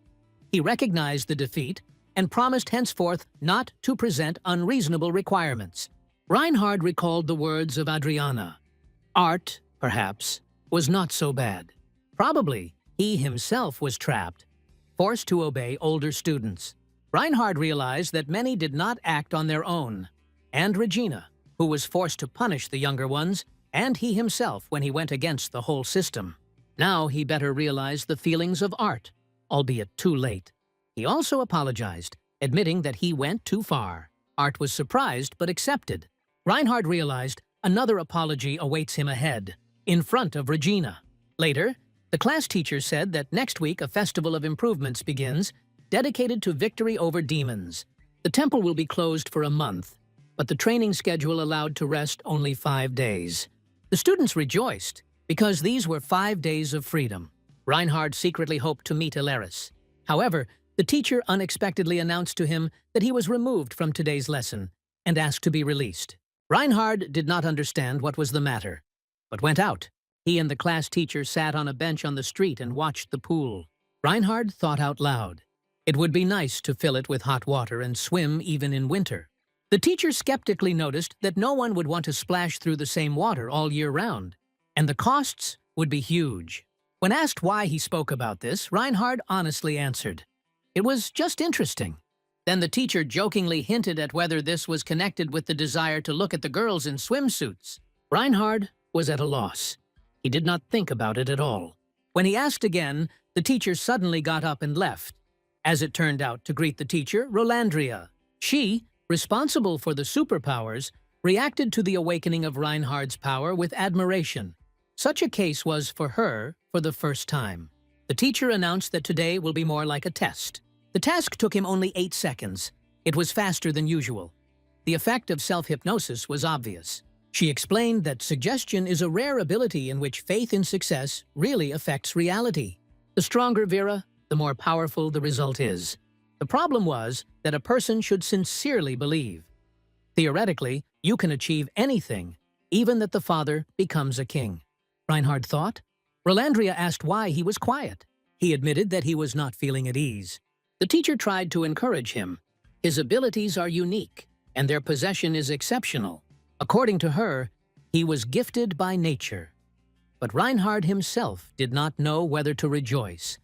Everything seemed strange and fake. The test ended. The night came. Reinhard could not fall asleep.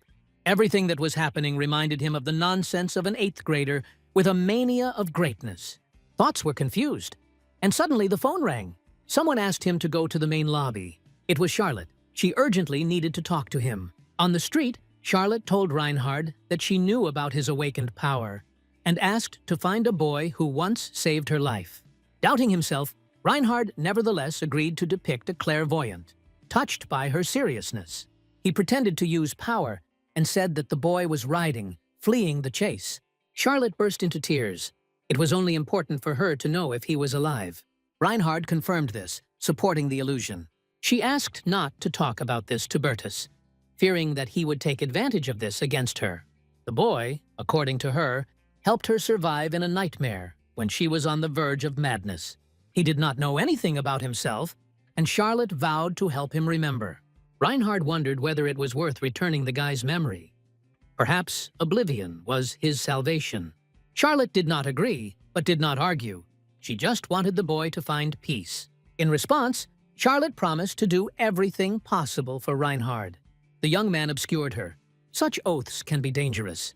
They parted around the rooms. On the way, Bertus stopped him. He knew that his sister was looking for someone and made it clear that they were watching Reinhard. He admitted that he received a request to find a boy, but does not even know his name. Bertus also led the search and asked to inform if Reinhard finds the target. Suddenly, the prince mentioned the Guild of Thieves and invited Reinhard to think about the post of her master as a possible tool for influence. It alarmed the guy. So far, the proposal remained only hypothetical. The festival began, the students went home. Adrian was interested in his plans, but he was going to train. Thoughts about Bertus's proposal did not let him go during training. Reinhard could not concentrate. He left Ellen to train alone and advised him to rest. Suddenly, the young man felt an alarm for her and decided to bring her a snack. Reinhard discovered Ellen unconscious in the hall. Ellen recalled how, being a little, she begged her brother not to leave for battle. She did not want him to leave her. The girl woke up. Next to her was Reinhard. The nurse confirmed that he brought her on himself and all the time called a doctor. Ellen explained that she had grown out and her body could not stand the load. She explained that she fell during training, hitting her head. Reinhard was worried about a possible concussion, but assured that he healed it with a spell. He offered to eat together. Ellen wanted to take a shower first. A friend warned that they could be caught during the end and offered to eat in her room. Reinhard examined Ellen's room, simple, but with training equipment. She was no different from his own.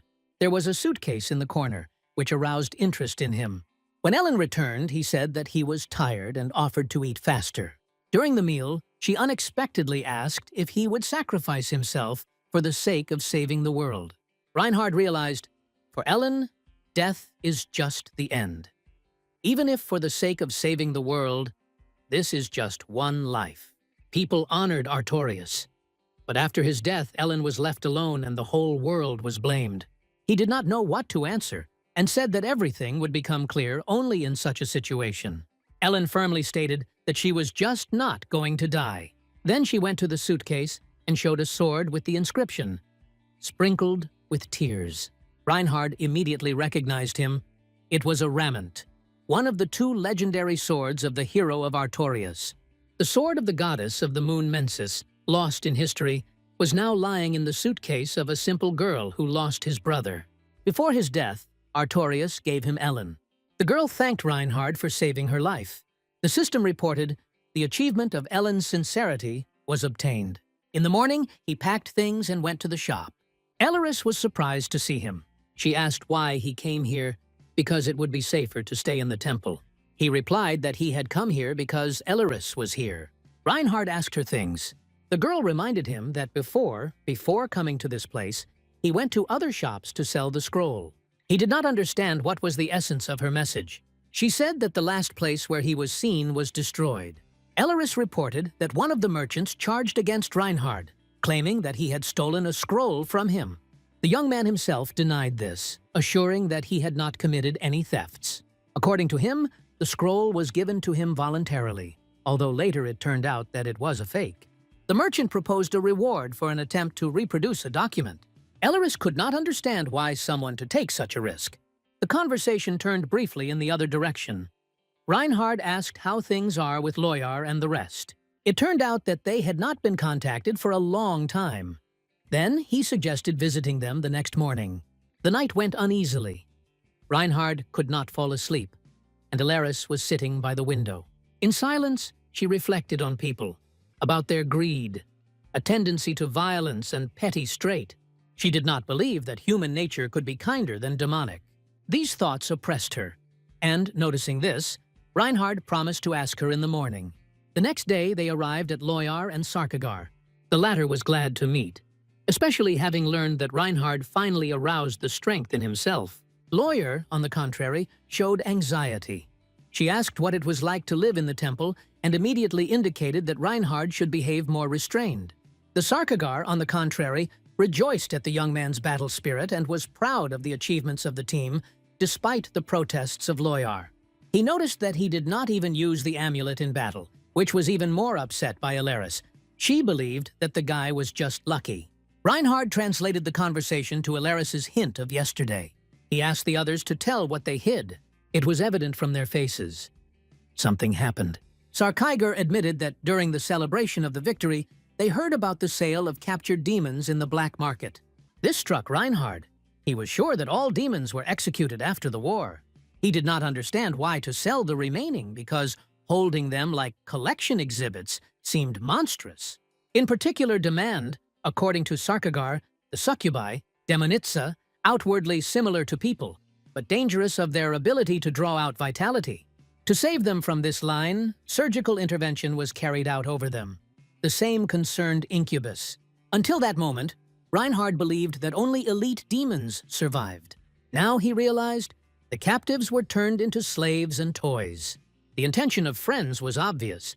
They were going to save those who still remained in captivity. Sarkaiger understood how risky it was, because if at least one of them perishes or is captured, this will become a disaster. Now, on the side of Reinhard, there were only 3 of his friends. Elleris agreed with them, but she also believed that without him, their chances were insignificant. Now everything was different. All events have shifted, and it was Reinhard who became the one on whom the future depended. But he doubted? He was not a hero. He was not a demon. He was just a loser who fell into a foreign world. He did not know why to risk his life for the sake of others. And even more so, I did not understand why to restore the demonic kingdom, to sacrifice yourself for the sake of someone else's pain. It was not about him. Elleris apologized for drawing him into this situation. Everything became worse than you could imagine. But Reinhard believed that fatigue is the cause of all troubles. Mistakes are born from it, and powerlessness from lack of sleep. Elleris did not understand what he was driving at until he said that he just wanted to sleep. And what? He agrees to try to help them. Sincere surprise reflected on the faces of friends. Despite everything, he was ready to take a chance and try to save the demons. Perhaps he still began to change. Elleris believed that before taking a rescue operation, it was necessary to find out 3 key points. They needed to know exactly where the black market is located, how many prisoners are contained inside, and how many security are involved. The location of the market was kept in the strictest confidence. Only the elected approxim knew this information. The Sarkar had the necessary connections, so he took up intelligence. It was impossible to get into the territory without a special invitation, but no one knew how to get it. At first, the guard was not taken seriously, mistakenly believing that it would not become a serious obstacle. However, the very fact that so many captives managed to bring to the market indicated the presence of a patron with high powers. Reinhard suggested that what was happening could be known at the very top. He wondered if his companions tried to ask the detachment commander. If the military, related to the aristocrats, stood behind the abductions, then the matter could reach until the emperor himself. Moreover, there was a threat that the Yard was involved in this directly. Bertus and Charlotte were probably already guessing about it. Reinhard realized they will not cope with such a conspiracy. Behind all this stood two powerful figures, and the market protection was probably the corresponding level. The more he reflected on penetration, the clearer it became. There is practically no chance of success. Even if it was possible to break inside, it remained open where to put the liberates. Everything seemed almost hopeless. Alaris suggested that there would be magicians capable of supporting a barrier equal in terms of its own strength. This only complicated the task. Reinhard began to torment doubts. Perhaps the plan was doomed from the very beginning. Gradually, they came to the conclusion that acting on the day of the opening of the market is the worst decision. It is much more profitable to attack before or after the end of the auction. 2, because the barrier has not yet been activated. After, because the attention of the security will be scattered, which will simplify the evacuation. The richest and influential people of the empire gathered at the auction. Each of them had to pay considerable amounts only for the right to attend. Knowing the list of participants could help in planning. After the release of the captives, they will need shelter and protection, which should also be thought about in advance. Reinhard understood. If the operation is successful, the capital will be covered by chaos. People learn that demons were kept right in the heart of the empire. This will become interested in the temple, a religious structure with independent power and special influence. He also realized that if he does not intervene, someone else would do it. Everything has long been moving towards the denouement. It is only part of the general flow. The risk was huge. The ideal plan still did not exist. The only chance could be mass teleportation. Reinhard offered to use the magic Alaris. She agreed, but warned that the preparation of the ritual would take at least half an hour. In the afternoon, she could transfer about 20 creatures, at night, up to 50. Given the size of the demons, the number of teleported ones was reduced. Even if everything goes perfectly, everyone will not be able to withdraw, but at least part of the prisoners can be saved. And that would already be a victory. He could not help but think about the main thing. The very idea of the existence of such a market was criminal. Demon trade is strictly prohibited, and everything that was happening was carefully hidden from the public. Reinhard offered a non-standard step to hit the organizers with information. It was enough to spread rumors about the upcoming auction. People who suffered from the war could not be silent. Their anger would flare up instantly, and the authorities could not ignore the protest. The army will try to intervene by disguising its agents under civilian ones. But the most important thing is that religion will enter into business. Demon trade contradicted their dogmas. The Knights of Faith, not obeying the emperor, can declare this a betrayal. This will put the throne under attack and cause a political storm. The conflict with the temple will lead to a civil war, and the market will be forced to close. The sacred knights who have passed the war will not tolerate cooperation with creatures whom they considered enemies all their lives. Sarkagar expressed doubt. If the temple intervenes, all demons are simply executed. Reinhard understood that such an outcome is real, but he also knew that, first of all, the Holy Knights would direct a blow to power. And at the moment, when everyone is busy with a political crisis, there will be the only chance to hold salvation. If there are too many captives and Reinhard manages to free them all, it will still be impossible to avoid losses. Some will not survive flights. That is why Loyar suggested using the gate, an ancient structure that was near the temple. If you arrange a rebellion and distract the guard, the group will be able to get to the gate. At this moment, Alaris, with the help of magic, will transfer the pursuers, knights, to another place, leaving prisoners outside of reach. This plan, despite numerous variables, inspired hope. For the first time, they had the feeling that the operation may have a real chance of success. Reinhard understood. If nothing happens, he will have to use his strength, no matter what costs. Everyone took their role. Loyar volunteered to raise a rebellion. Elaris, to restrain the knights. Sarkagar has already begun operation, disguising him in custody in order to act from the inside. The night came, and they returned to the Elaris shop. There she expressed gratitude to Reinhard for agreeing to help, despite the risk. He asked how she feels, but she replied that her condition does not matter. The main thing is that the innocent, whether knights or demons, would not suffer. She admitted that in her life she took away a lot of lives and was tired of it. Elaris no longer wanted to be the cause of anyone's death. He covered her, and soon they fell asleep. Meanwhile, the capital was preparing for the holiday of victory over demons, and this meant that the day of salvation of demons came. The streets were filled with jubilant people. The group found out that the captives are held in the building of the Guild of Merchants. The goal was not the exposure of the aristocrats standing behind this, namely, the salvation of the prisoners. They had to act quickly before the auction. According to information from Sarkagar and Loyar, about 100 demons were in captivity.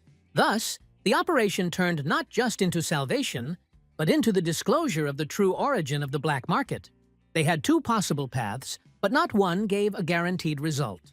Luck could smile only once. To increase the chances, they sent a letter to the Holy Knights. Fortunately, their request was not unanswered. When the operation began, the group approached the guild, hiding under the magic of invisibility. They came close to one of the most protected places in the capital and remained unnoticed. Only those who owned the art of detection, but apparently there were no hazard, were nearby. Loyar felt an increase in the smell of holy knights. This meant that they received their message and began movement.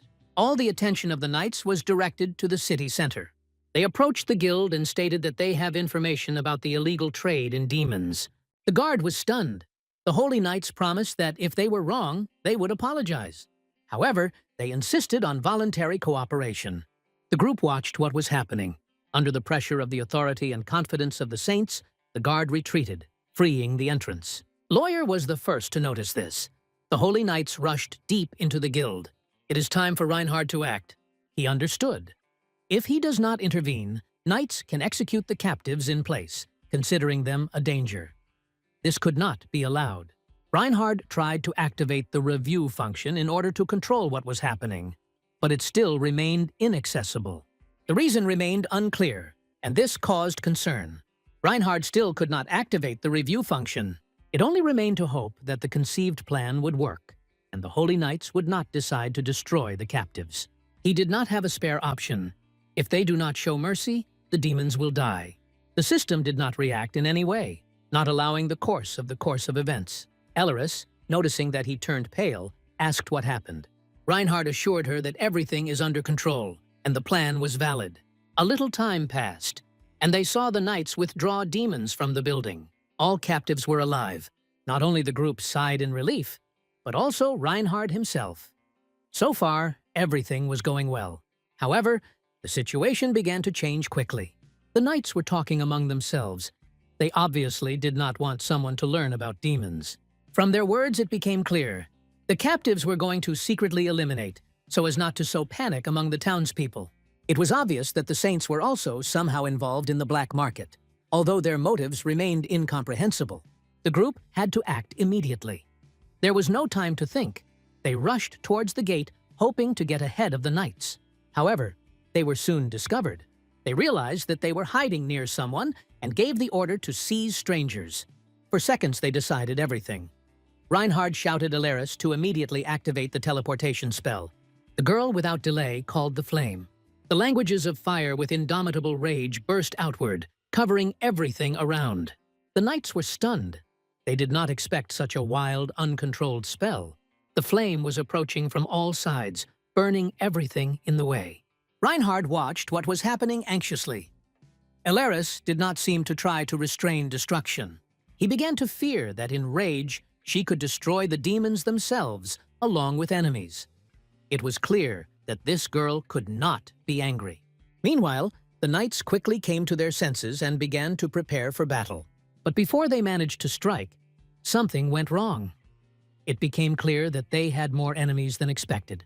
Elleris took advantage of the opportunity, gave the order to the prisoners to flee to the gates. The demons rushed forward. The knights tried to stop the fugitives, appealed to Ares, the god of war, begging to give them victory. They quickly adapted to the changed atmosphere. Reinhard understood.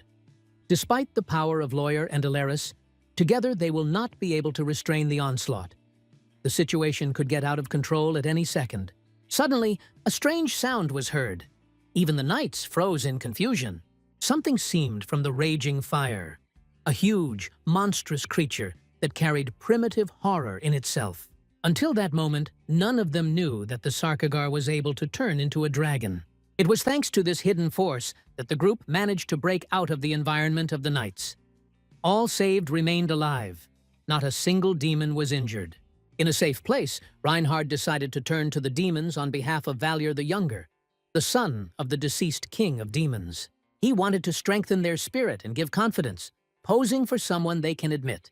Among the liberates was Irie, the third princess of demons. The girl's face did not cause him memories. Later, left alone with her, he admitted that he did not remember his former life. Irie only sighed, noticing that it was even for the better. In the past, enmity reigned between them, constant rivalry and tense skirmishes. Reinhard admitted that perhaps he was cruel and unfair, and asked her forgiveness, even if he did not remember the details. The girl, broken and tired, considered herself useless in further struggle. After the captivity, her horns and tail were cut off from her. For the demon, it meant to lose all strength, to become an empty shell. Irie could not hold back tears. She felt that neither her race nor herself was needed. Reinhard reassured her. He did not save them to force them to serve. His goal was different, to give them freedom. Now everyone is free to decide where he wants to live and which way to choose. After this conversation, the group divided. 10 demons wished to stay in the capital. The rest went to their native lands. Reinhard thought why some of them made just such a decision. Among the remaining was Irie. She explained that she could no longer return to the previous life of a demonic princess. However, her experience and communications could be useful in another. In the struggle for power and influence, right here in the capital. She suggested using her capabilities to help Reinhard to strengthen in the world of people. But her next words shocked him. Irie proposed to sell the remaining demons into slavery. Not as a betrayal, but as a deal. A temporary sacrifice for the sake of money and future ambitions. For her, it was a pragmatic step, a way to give the group a chance for a new life within the framework of the system. Reinhard covered the rage. He did not save them for this. Not for that he risked, then to let them be in chains again, albeit voluntarily. Aerie insisted. Her value now was only the opportunity to benefit, even if at the cost of her own freedom. She was sure that, having sold herself and other demons in slavery, she would be able to earn enough funds for the revival of the demonic empire. Reinhard refused. He did not need such money received at the cost of life and the dignity of the creatures saved by him. Nevertheless, Irie did not give up, and her supporters supported this proposal, asking Reinhard to at least think about him. He remained adamant. The released were not a bargaining coin for him. The young man did not understand how it was possible to abandon the freedom for which he fought with such ease. Irie only repeated again that she did not see values in herself and does not know how to be useful. Reinhard urged them to think about another way of earning. Soon, he remembered that it was not worth expecting strategic revelations from them. Sometimes they acted stupidly and straightforwardly. He invited them to go to the port city to start a new life and transfer information to him about the situation in the region. It was a safer way, and Irie agreed. She promised that they would cope with this task. The group broke up with this decision, but there was no time to rest. The situation in the capital was aggravated. Reinhard had to urgently return to the temple.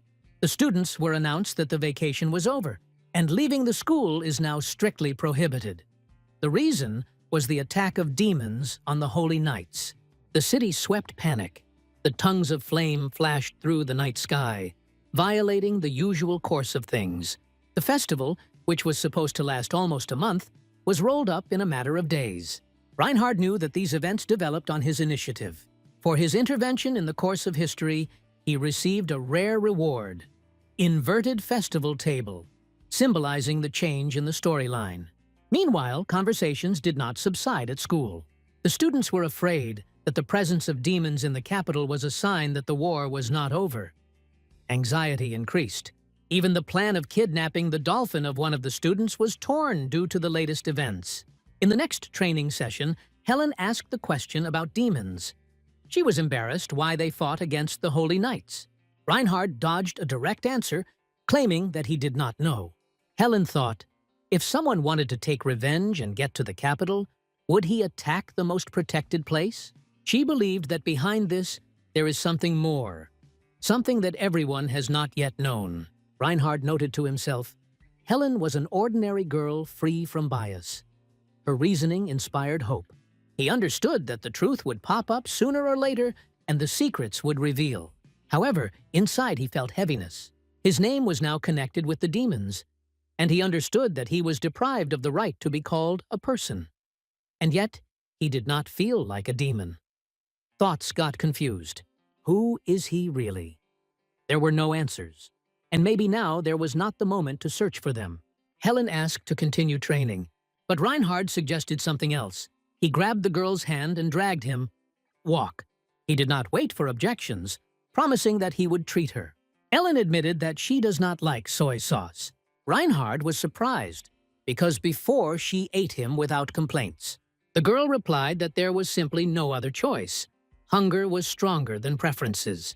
Now she wanted meat, and she did not miss the chance to get enough. She ate so many steaks that even Reinhard, who had seen a lot, was amazing. He joked that she had a black hole in her stomach. When lunch came to an end, he recalled that she was now treated with dessert. They headed for the next cafe, but along the way they noticed how Regina trains in archery, trying to get into the target. Reinhard could not pass by without prying the girl. His comments angered Regina. She said that she wanted to win a huge plush hippo, but for this it was necessary to score a maximum of points. Reinhard decided to try the power of self-hypnosis and help the girl in this, but was able to win only a small toy. Regina was disappointed and wondered why he generally considers himself better. He explained that all this was for the sake of a joke, but he promised to try again. Now seriously. Without specifying the details, he handed over to the bow of Ellen. The girl shot and won the prize without any words. Her accuracy surprised everyone. She modestly admitted that she had already shot a little, but Reinhard realized in front of him is a real, natural archon. They gave the toy to Regina, who was delighted. She even called Ellen the best. Reinhard recalled that if not for him, she could not shoot. He paid. Regina maliciously noticed that he shot worse than her and generally looked sorry. In response, Reinhard took a hippo from her, which caused a storm of indignation. The dispute continued on dessert in a cafe. Reinhard admitted that he did not like black sweet tea, but came for them. Both girls were sweet-toothed. He apologized to Regina for his behavior. She admitted that she did not have hatred for him, but sincerely hates an older student from the third year of study. It was he who entrusted her to care for the first days, not asking her desires. The conversation switched to more personal topics. It turned out that Regina was only 15, which made her younger than most freshmen. Reinhard was amazed. He did not understand how such a young girl was able to enter the temple. He asked what was her specialization. Regina replied that she was studying magic, and in particular, she owns fire. Reinhard considered this superpowers, but she explained that in their world, it is just magic, and everyone theoretically can learn how to do the same. She said that in the temple her name is Silence, because she is able to use high-level magic without spells and preparation. This made it clear its abilities go beyond the usual. Reinhard was surprised before he did not write about this. Regina admitted that she is a student of the second year. The rank of A1 is the first in her generation. The girl said that even in the temple no one had come across this form of magic before. Her ability was new for everyone, without spells, without preparation. But there was a problem. Her supply of mana was limited, because of which she could not use magic at full force. Reinhard already managed to notice. The matter was not in the volume of mana, but in the ability to use it. He believed that Regina simply did not reveal her potential. The girl doubtfully asked if he really believes in it. Reinhard confidently replied that this is the basis of psychology. Restrictions are more often sitting in their heads. After the dessert, The three of them went back to the educational institution. The road passed along the same street where the festive parade was no recently noisy. Now the atmosphere seemed oppressive, as if the world has since moved from the usual axis.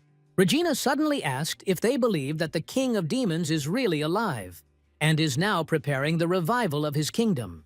Reinhard did not answer directly. He noticed that he himself does not believe, but everything is possible. These words alarmed the girl. She was scared. Who will protect them now if the great hero Arturius is dead? Ellen listened silently, with sadness in her eyes. This conversation was painful for her. When they got to the gates of the educational institution, they said goodbye to Regina, giving it a plush toy. Only two remained, Reinhard and Ellen. Climbing the steps, he almost left when Ellen called him. She asked if he believes that the king of demons is alive. Reinhard did not know what to say. After all, if everything is confirmed, then it is on Ellen that a terrible burden will fall. She was the hero of the hero. The power of Arthur flowed in her veins, and it is on her that mankind will lay its last hopes. The problem was that Ellen did not want to die for others, just as he, the heir to the king of demons, did not want to become a new monarch. Two heirs, each of whom abandoned his role. It was a dilemma of a new era. Reinhard hoped that the world had not yet been doomed, that Ellen will remain safe.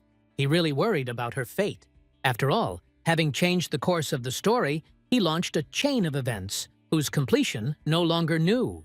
Those who were dear to him, Charlotte and Ellen, have now become a threat. Everything went not according to the script. Understanding this, Reinhard decided to intervene. He was going to return everything under control and direct the story to where he could be himself again. Mr. Eppenhauser came to the students with an official statement. In connection with the attack of demons on the capital, the students of the temple were given a choice. If someone considered the school unsafe, he could take a vacation and go home. Those who decided to stay were forbidden to leave the territory of the temple until a special order. Henrietta immediately asked if they could continue their studies who returned from vacation. The class teacher without hesitation said, in case of departure, they will have to start the entire semester from the beginning. Reinhard watched the reaction of students. The panic running around the hall from the word demons alone was too obvious. He understood. It cannot be allowed that key figures simply run away. Until recently, Ludwig held the center of attention. He had to defend Scarlet, stand behind her by a mountain. But in a new denouement, Charlotte intercepted this role. It was the princess who stood between the girl and the danger, violating the original line of events. Everything went not according to plan. The main character took up a secondary role. Reinhard went to Adelia. He asked without ceremonies where the Imbitian was located, so he called Henrietta in his hearts. The girl was scared. She knew that it was better not to argue with this guy. He could be dangerous. Nevertheless, she replied, Henrietta said that she had an important meeting with her father. Reinhard immediately realized that if she went to her parents, it means she was somewhere nearby. When Adelia tried to leave, he stopped her and specified whether Henrietta filed a vacation application. The answer was affirmative. Then he asked, what will happen to her if Henrietta really leaves? The girl quietly admitted that she would like her to stay. On the proposal of Reinhard to convince her friend, she replied that it was almost impossible to change the decision of the Duke of Owen. Even looking into his eyes was scared. She could not understand why Reinhard was so important in general that Henrietta remained. After all, every time they met, quarrels were inevitable. However, she joked that maybe he just liked Henrietta, and at that moment, Henrietta herself appeared. Seeing Reinhard in her room, she became furious as a mess reigned around. Blinking with anger, the girl tried to push him out the door. He did not understand what caused such a reaction again. Why is she crying? What did he do this time? They still managed to talk, already outside the room. He directly asked if she was going to take a vacation. She evasively replied that this would be a good solution, at least not to see him for a whole year. Reinhard suddenly asked her to stay. Henrietta was confused. Why does he ask her to stay? Why does it care? He caught confusion in her gaze and decided that she was in love with him. By her reaction, this was too noticeable, the young man recalled.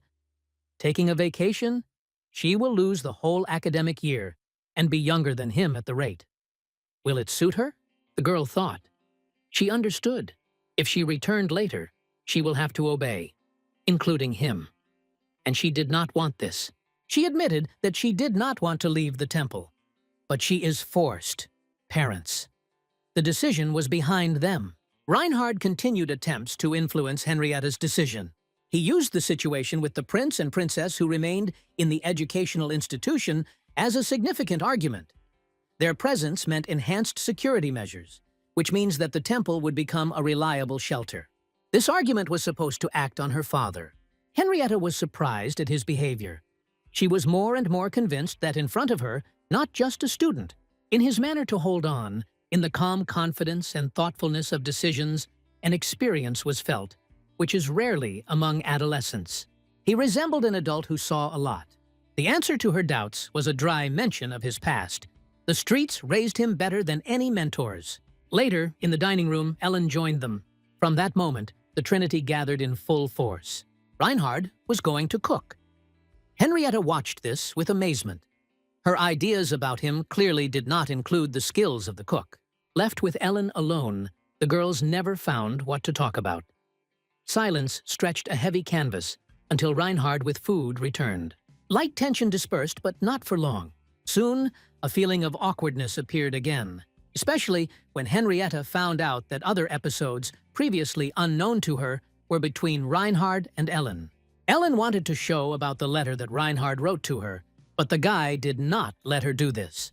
Later, realizing that the feelings of Reinhard were frivolous, she was closed. The next day, there was an unexpected turn. Bertus intervened personally in this situation. His authority and pressure forced Henrietta and other students to abandon the idea of leaving the temple. This strongly changed the arrangement of the figures, and Reinhard with satisfaction noted that one of the key players remained in place.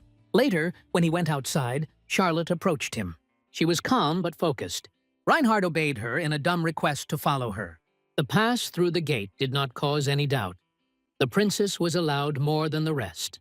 They went beyond the temple and headed to the district, where they last saw the boy she was looking for. During the walk, Charlotte made it clear that the current assessment system became extremely significant for her and Berthas. The results directly depended on what abilities each of them could develop in the future. It was for the sake of preventing the conflict between them that the Emperor issued a decree prohibiting them to harm each other. The girl suggested checking the bench where the boy was seen for the last time. According to the seller, it was there that the scroll happened. They went inside. The owner of the shop at first refused to speak, but under the pressure of Charlotte, nevertheless reported that the boy allegedly robbed him. Reinhard listened with a stone expression on his face, but inwardly doubted. A story sounded too confidently and stretched too confidently, too calmly behaved, allegedly becoming a victim of theft. To lure the truth, Charlotte demonstrated a scroll and offered to buy it. The man, having carefully examined the goods, recognized the authenticity and expressed his readiness to buy it. It was then that Charlotte asked a logical question: how the boy could have time to get behind his back and abduct the scroll, if all this time the man stood by the counter and did not leave. Her reasoning led the seller out of balance. He broke furiously and in anger swung at the girl. Reinhard intervened without hesitation and measured the ardor of a man. After that, the guy made it clear that he no longer intends to endure the lie and demanded to tell the truth. When they left the shop, the tension between them was still felt. Charlotte noticed that Reinhard is too impulsive. She urged him to remain calm, especially in those situations where composure is more important than strength. Reinhard was surprised to watch Charlotte, who ate the usual street food with obvious pleasure. Once spoiled by court dishes, she now looked at the world differently. The girl calmly noticed that she had to chew even the old boot in captivity. After that, tastier than the dry biscuit which the boy shared with her, nothing existed. The real horror of conclusion was not in demons, but in people who went crazy with hunger and reached cannibalism before taking their lives. Reinhard sympathized with her, but before he had time to say anything, as Charlotte again switched to business, she recalled that they had important information. They tracked the path of the boy and, judging by the trail, came to the place where he could head. Reinhard recognized the street. On it was the Elleris shop. The door was locked. Charlotte tried to open it, but to no avail. A guy passed by who said that the shop was closed for a long time and the hostess left somewhere. He knew nothing about her return, but Charlotte was not going to retreat. Applying force, she knocked out the door inside and entered the dark room. She demanded that Reinhard begin a search. They were looking for any demonic artifacts or traces of the boy. But before they could find anything, Elleris appeared in the room. She was inside all this time. Her gaze was full of surprise and anger. Who are these people, and why did they break into her shop? Charlotte was not embarrassed. She firmly made it clear that she came not to steal, but to talk. And this conversation was supposed to take place right now. After a difficult conversation with Elleris, Charlotte, and Reinhard, they silently sat on a bench near the shop. The girls sobbed from powerlessness. Reinhard recalled how the hostess assured that she could take care of the boy, although she was weak in magic, with a good heart and a desire to help. As an intermediary between them, she offered him himself, and Charlotte, to surprise, Reinhard readily agreed. This decision seemed to bring her relief. She even asked not to say a word to Bertus. Too much stood at stake. Reinhard promised to keep a secret. Everything turned out as it was beneficial. Charlotte calmed down, Elleris was not touched, and he turned out to be in the role of a coherent, which was now appreciated. But for some reason, there was still an unpleasant precipitate inside, as if he did something wrong anyway. He returned to the hostel late, and, going to the door, found Henrietta there. She looked irritable. It turned out that she was waiting for him all day to convey the news about the conversation with her father. Reinhard was surprised. He forgot that he entrusted her with this. The girl explained that she repeated his words exactly, but the Duke immediately realized that it was not her own plan. He guessed that someone else helped her come up with such a story. Henrietta admitted her father that classmates prompted the idea. Reinhard realized, on her part, it was the only possible move. The girl said that the Duke decided to come in person to meet with Reinhard. The visit was scheduled for the next morning. At the appointed hour, Reinhard entered the room where Henrietta's father was already waiting for him. The Duke immediately went to the matter, questioning, suspicion, bewilderment. He did not understand who this boy is and why his rebellious daughter obeyed him. Suspicions also concerned feelings. Did she not fall in love with him by chance? Reinhard answered honestly. He did not know what was happening in Henrietta's head, but there were no feelings on his part. Henrietta heard these words, utterly spoken. All this time, she stood under the door and eavesdropped. Unable to stand it, she burst into the room, indignant and angry at her father. The Duke tried to justify himself with an awkward dream of grandchildren, but the girl did not want to listen to it. She put Reinhard out the door, told her father no longer appear without warning. Later, already in the corridor, she caught up with Reinhard. She spoke with a tear, tried to prove something first of all to herself. The girl claimed that she did not feel feelings for him.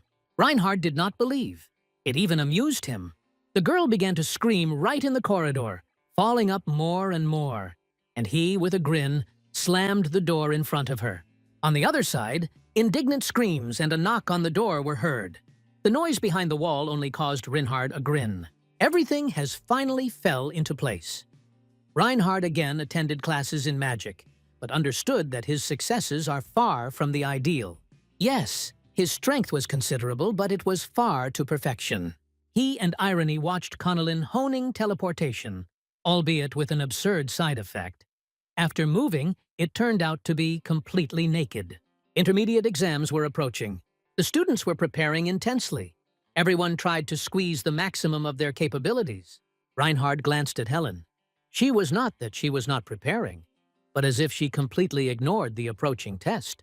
She was more interested in dealing with struggle than studying, and it was angry.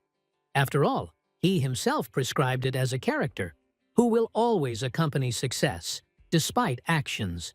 The system took care of it, awarded for the very existence. And he, the author, now had to fight for a place in the top 10. At first, he defiantly stated that he was also not going to prepare. But this did not make any impression on Helen. Then came a notification from the system. For the hit in the 10 best students, a generous reward was supposed to be a generous reward that could significantly advance it further. It was impossible to retreat. He sat down at the textbooks. When Helen saw him with notebooks and books, she reminded of his former words. But Reinhard only dismissed. The human nature is this. We say one thing, we do another. He himself felt irritation and bitterness, because to be among the best, he had to plow, while others received success by default. A scene that he himself wrote in memory. Ludwig, a quiet and inconspicuous student, shone at the exam, suddenly revealing his potential. It was this moment that became a turning point for him. But one person helped him to achieve success. Louis Antecton, the best student of a parallel class. Perhaps the time has come and Reinhard to turn to him for help. He went to the guy. Louis tensed noticeably, as if expected a blow. Reinhard did not hide surprise. He did not even touch him before. All that he needs now is help. Together with Louis Anthol, Reinhard went to the hostel belonging to their class. They began to disassemble the topics one after another, from the simplest formulas to complex magical theories. Charlotte noticed them. With restraint, but with interest, she asked whether it was possible to join them. Reinhard did not mind. Later, Ludwig also joined them. He looked enthusiastic, as if for the first time felt that it could become part of something important. Study boiled, but very quickly it became clear. Ludwig lagged behind.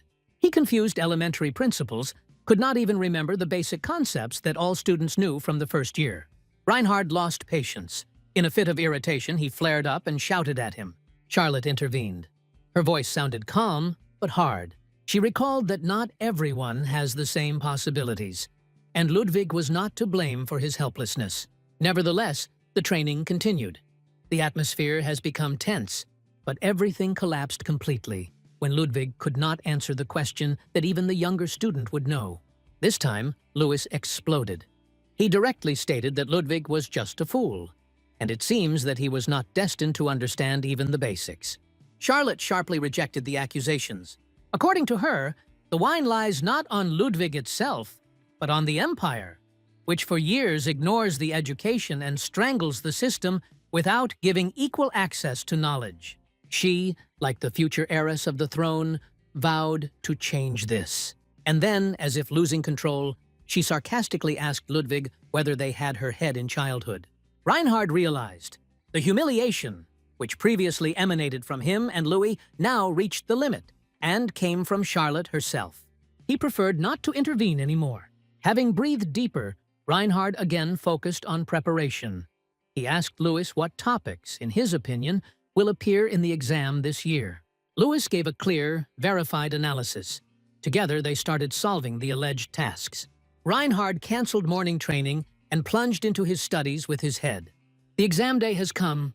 The test turned out to be difficult, but not impossible. One question was left without an exact answer, a trifle, but she left the alarm in him. He felt that he could handle better. However, when the results were published, he was dumbfounded. First place. The second is Ellen. Third, Berthus. The fourth is Louis. The fifth is Christina. In the royal class ranking, his name was at the top. Classmates were surprised. No one expected this from him, especially he himself. Although Reinhard coped with an intermediate exam, he did not take the first place among the students of the academy. Moreover, he did not enter the 10 best students of the academy, which means that the system did not count the execution of the task and did not calculate the promised reward to him. When the students were allowed to leave the school territory, Reinhard went to Charlotte and handed her a letter from the boy. He wrote it on his own and asked for forgiveness for silence and for not reporting himself before. Charlotte happily accepted the letter and, having read it, did not hide the smile. The answer came faster than she expected, and this brought her relief. In parallel, Reinhard continued intense training with Helen. He noticed how rapidly the girl progresses. Her growth seemed almost unrealistic. Despite his own successes, he understood that he could not keep up with her. Nevertheless, thanks to classes with her, he easily defeated other students in competitions, not even using his own strength. When he stopped, Helen pushed him to continue, preventing him from relaxing. Reinhard took her pace, because he understood. It was through overcoming and constant load that he can grow. In the morning, on a run, Adrian made a conversation about the upcoming test, survival in extreme conditions. The teacher has not yet announced where it would pass, but Reinhard, like the author of this episode, knew the answer in advance. The script that he once wrote turned on the tropical island. At that time, he became interested in the topic of survival. studied it in all details, was inspired by stories, where the only goal was to survive. And now he was to survive what he himself once laid in this world. The teacher announced that on the island, students have to last 5 days.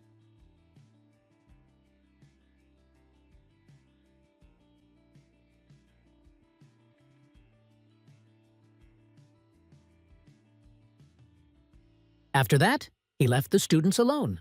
Most were confused, not knowing where to start. Reinhard, remembering the original scenario, knew that from his class the test would pass only one student, Helen. Everyone else had to give up. In contrast, the whole Class B was to withstand the test under the leadership of Ludwig. But from the moment Charlotte got into that class, the plot began to change. In order not to lose control of the situation, Reinhard instructed Bertus to follow the others, and he himself went to explore the territory with Helen. They managed to find coconut palm trees and bear fruit to the camp. When they returned, Bertus asked if Reinhard had survival experience.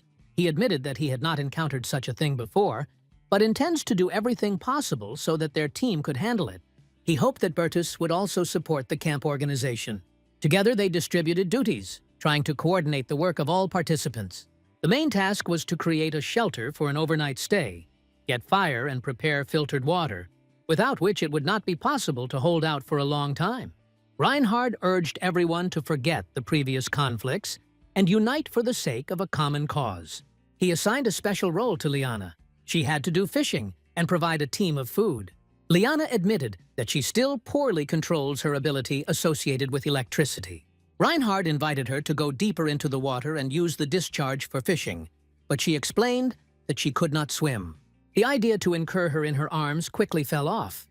The girl could accidentally hit her electric shock. Instead, Liana decided to try to look for something edible in shallow water. Meanwhile, the rest continued to work on shelter, using palm leaves as a building material. Henrietta screamed at some point, noticing a big beetle. This caused laughter of the rest, but the girl took everything seriously. Later, she was scared again when she saw Reinhard with a large Omar. He explained that this was the catch of Liana, and Omar was intended for dinner. However, Berthus noted that one Omar was not enough, and Liana again went to the fisheries. Water remained a acute problem.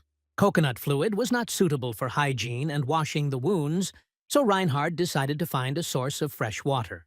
Relying on knowledge of his own plot, he headed deeper into the forest, hoping that the spring would be nearby. During the search, he stumbled upon a dolphin who easily laid a wild boar. Despite her fragility, the girl coped with prey, but could not deliver her to the camp. Reinhard offered help. He knew that the dolphin comes from the kind of hunters and masterfully owns the bow. Later, she will have a talent for the magic of the elements. But until this moment, there was still time left. Returning to the camp with prey, Dolphin gladly informed Charlotte that they managed to catch a boar. Charlotte at first did not understand who was talking about, but, turning around, she saw Reinhard and was surprised at his presence. She did not expect to meet him in the opposite part of the camp. Dolphin explained that without his help, she could not deliver a wild boar. In response, Reinhard only noticed that he had enough and the share of meat for help. The rest of the group readily agreed, especially considering that Ludwig provided them with fish for the whole week. Reinhard watched with surprise how Ludwig, standing waist deep in the water, deftly and confidently hunted fish, as if it were a familiar thing for him. The guys told Reinhard that the meat could be taken later when they cut out the boar. In return, Ludwig offered a little fish. They had it in abundance. Reinhard returned to his camp not empty-handed, which Berthus noticed. He was surprised how he managed to get food, and he asked why another team decided to share. Reinhard explained that he simply helped Dolphin to convey a carcass of a boar, whom she got on her own. In gratitude, they agreed to give him food. There was still no full shelter in the camp, but the students tried their best. Each performed their part of the work. When the evening came, they fled fish on a spit. Henrietta asked in bewilderment how they are going to eat without cutlery, to which Reinhard reminded that they did not even have plates, so the fish would have to be put on the leaves. Laughter and fun came from a neighboring camp, while their silence and concentration reigned. Despite the total tension, Reinhard decided to share his portion with Henrietta. It was not clear to the girl why he was doing this, but he did not explain and simply invited her to eat. Suddenly, Helen threw herself into the water, which greatly surprised everyone. A few minutes later, she returned with several lobsters, whom she caught with a spear. They were also prepared at the stake, and dinner was satisfying. Later, in a conversation by the fire, the guys began to worry about possible wild animals in the jungle. To ensure security, Berthus proposed organizing duty. He insisted that Reinhard rest longer and was on duty last, because he had already done a lot. Reinhard did not consider his efforts significant, but Berthus was sure of the opposite. He admitted that it was thanks to Reinhard that their team did not give up at the very beginning. That night, Reinhard was on duty last. Suddenly, he noticed how Liana came out of the tent. He tried to stop her, not understanding where she was heading at such a time. The girl dismissed, but Reinhard was still trying to keep her, fearing for her safety. Then Liana hit him with irritation, leaving him in confusion. Only after that, she explained that she just needed to go to the toilet. Liana did not return for a long time, and Reinhard began to seriously worry. He faced a difficult choice: to go for the Duke's daughter and risk taking her in an awkward situation, or stay in place and may not wait for her to return. Trying to find a compromise, he called out and offered to give a signal with a spark. Once, if everything is in order. Twice, if you need help. The answer was 2 signals. Reinhard was confused, trying to understand what exactly happened. It turned out that Liana simply needed toilet paper, which, of course, was not on the island. Then he suggested bringing her water. Soon the girl returned, irritated and tense. She stated that she could no longer tolerate the lack of elementary conditions and was going to surrender. Reinhard tried to dissuade her. Considering that it would be stupid to give up after so many efforts, he found the strength to convince her to stay. Later, Henrietta came out of the tent, all in tears. Reinhard upset her view. He realized that something had happened to her. Henrietta quietly asked for help, and he immediately handed her a basin of water, realizing that even in such situations, you need to be delicate and caring. A few days have passed. Students were able to finish the arrangement of the camp and finally dealt with household issues. But Reinhard did not leave the idea of the need to find fresh water. Together with Helen, he went in search of a stream. Exhausted and tired, they hardly moved. Listening, Reinhard caught the sound of water. Following the sound, the two of them found a waterfall, at the base of which a pure stream was seething. Helen, without hiding joy, rushed into the water, finally getting the opportunity to wash clothes. She asked Reinhard to turn away, and he took advantage of the moment to do the same. When he finished, Helen had already fled to him with an alarming expression on his face. She pointed to the bones of animals and traces of bonfires that were near the waterfall. All this issued that there were other inhabitants before, perhaps predators, or someone else dangerous. The girl was sure that it was precisely such extreme conditions that they meant when announcing the test. Reinhard realized that they were not the only inhabitants of this island. Returning to the camp, Reinhard and Helen immediately reported their find. The news of fresh water pleased everyone. The prospect will finally wash and freshen up the mood of the tired group. But the alarming also followed good news. Reinhard said that they may not be alone on the island. The students did not know how to react to this. There were doubts whether to stay in the former camp or still move closer to the waterfall. Some suggested contact with someone who could hide in the depths of the island. In their opinion, it would be possible to pass the test faster. However, Reinhard hesitated. He proposed to just wash himself and restore strength a little.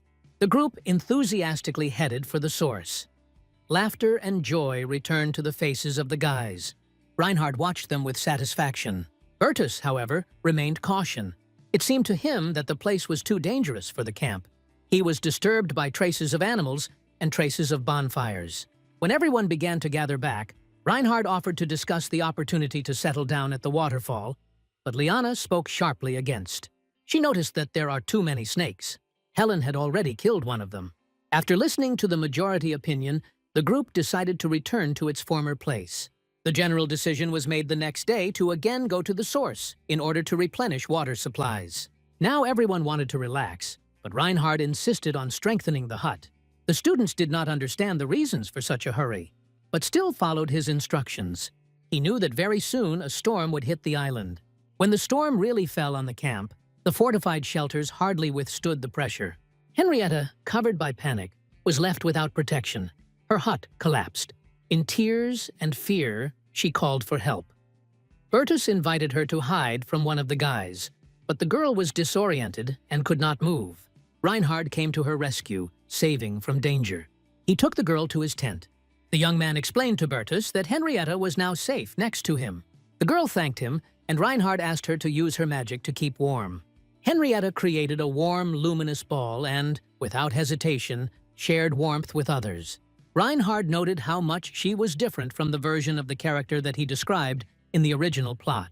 This discovery turned out to be unexpectedly pleasant for him. He later went out into the street to check the provisions. The downpour was not as destructive as he expected.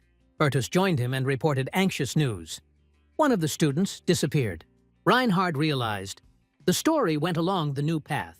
Now, they had to survive those tests that used to fall to the share of Class B. According to Eric, who was on duty before Kyer, he slept during the shift. Eric woke him when it was time to transfer the post. There was a chance that something important occurred during duty, and Kyer had no time to warn the rest.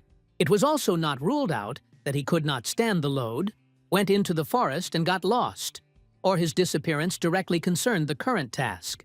Bertus allocated 3 possible versions of what happened.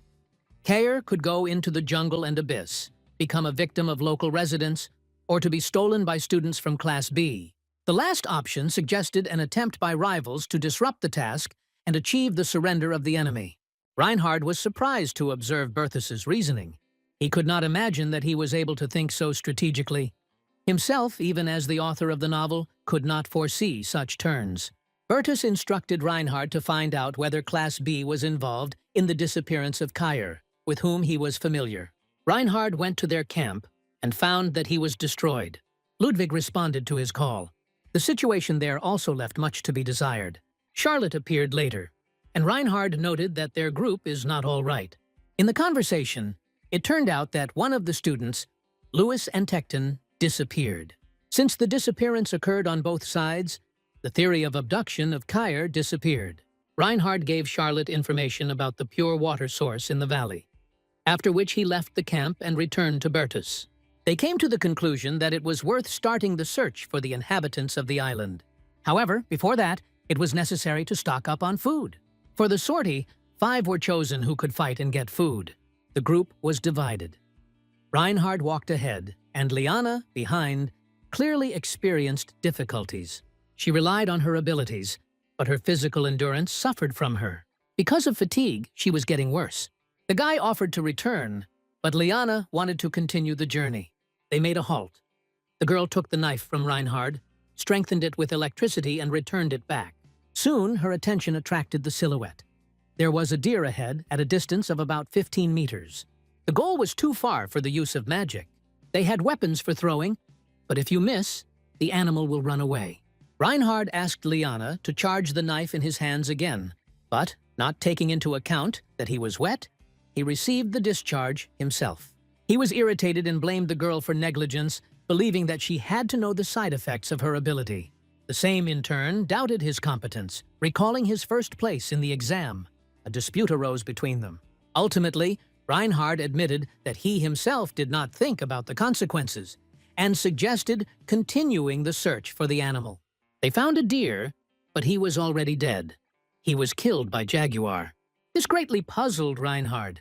There were no such events in his short story, and the appearance of the predator violated the course of the usual script. When Jaguar noticed them, Reinhard oriented and made a decision. He instructed Liana to charge the spear with current and throw it towards the predator. The idea was to hit a puddle next to Jaguar. Electricity could frighten him.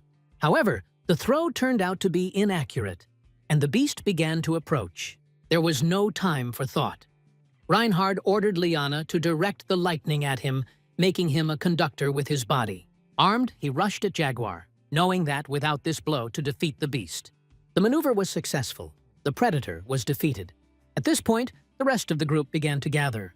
Henrietta watched Reinhard with concern, but he assured her that he was not injured. They now had a deer carpet, suitable for food. Bertus later appeared, bringing 2 partridges. He easily caught them, thanks to the experience of hunting, characteristic of the nobility. Almost everyone gathered. There was only Ellen and Eric. One of the participants said that Eric disobeyed, and went into the jungle in search of Kyer. They decided to wait a bit, because everything should have been in order with Ellen. But Eric had fears. When it got dark, Reinhard with 2 comrades decided to go to look for the missing person. Reinhard understood why Eric did this. He, Kyer, and Konu were inseparable from an early age and were considered a trio of best friends. Sunhard found Eric soon. He tried to take away the booty from Scarlet, which looked strange, especially considering that he had previously claimed that he had gone in search of a friend. The guy seemed to command Scarlet as if she was a subordinate. Reinhard watched what was happening. Scarlet applied force against Eric and accused him of unworthy behavior, adding that she was behind the protection of the princess. She made it clear that she was restrained only for the sake of principles. The situation was heated, and Reinhard intervened. He made it clear to Eric that he went too far.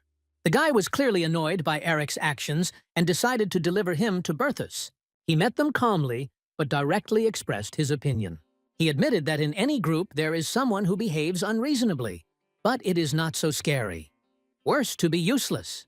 Berthus recalled that Eric does not have superpowers, and he does not own magic, and his non-discipline put everyone in jeopardy. He made it clear to Eric that only it depends on him, whether he wanted to continue to be a burden.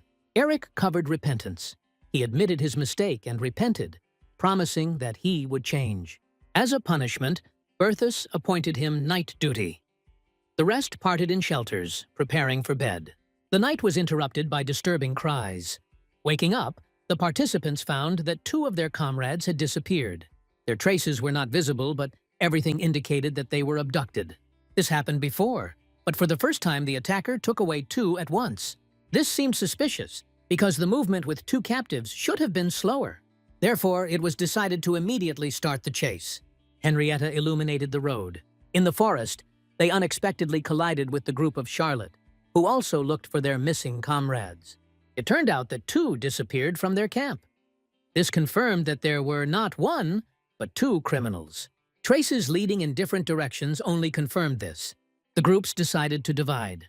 Reinhard and his comrades headed for one of the traces. They drew attention to the fact that the traces belonged to the creature that was noticeably superior in height and weight. The path brought them to a deep gorge through which it was impossible to cross without special equipment.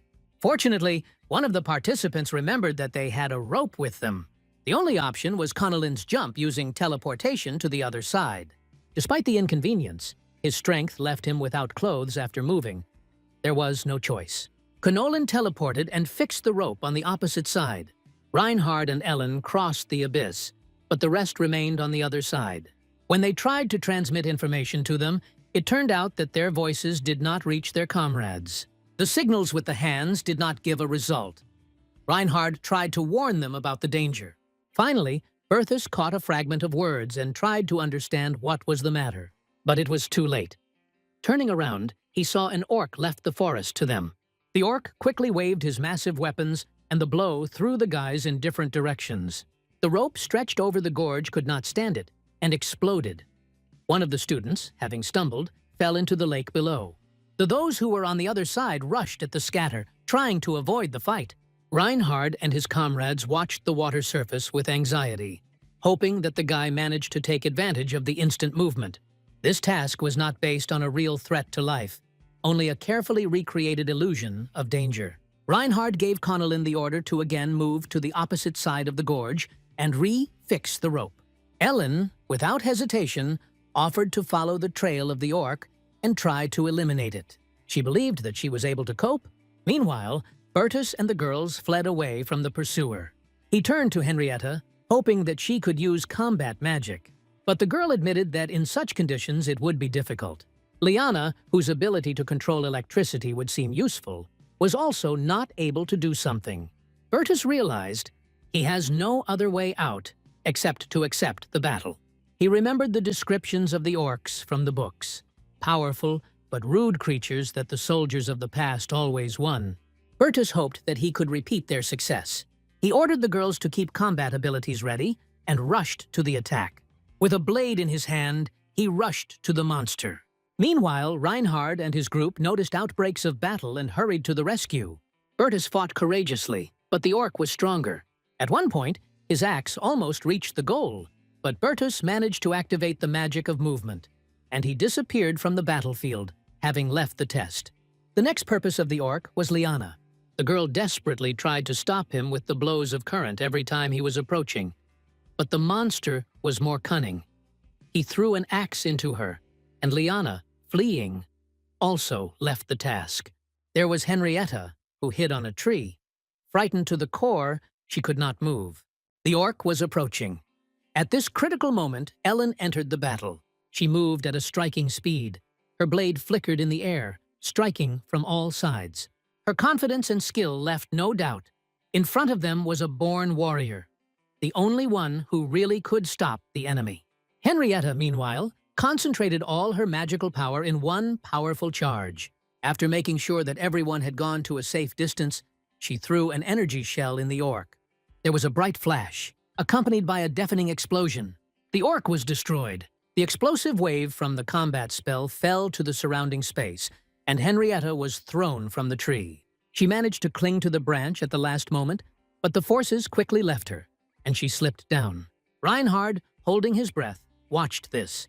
He understood that if a girl fell, she would leave the test and lose a well-deserved reward. He ordered Connellan to act. He, overcoming confusion, activated the ability of teleportation and was near Henrietta at that moment when she was already flying down. Henrietta thought for a second that she had died, but opening her eyes, she saw Connellan's face. Awareness came slowly, but when she realized that everything was behind, her legs themselves carried her to Reinhard. The girl hugged him, pressing him tightly, as if he had all the stability of the world. She trembled and cried. Emotions surged. She was really scared. Henrietta was looking for support, and only next to him could she afford weakness. Reinhard took a hug in confusion. He did not understand why it was thanks to him. After all, Connellan became the savior, but he nevertheless stroked the girl on the back, reassured, praised, said that she showed incredible courage and coped the best. However, the task did not end.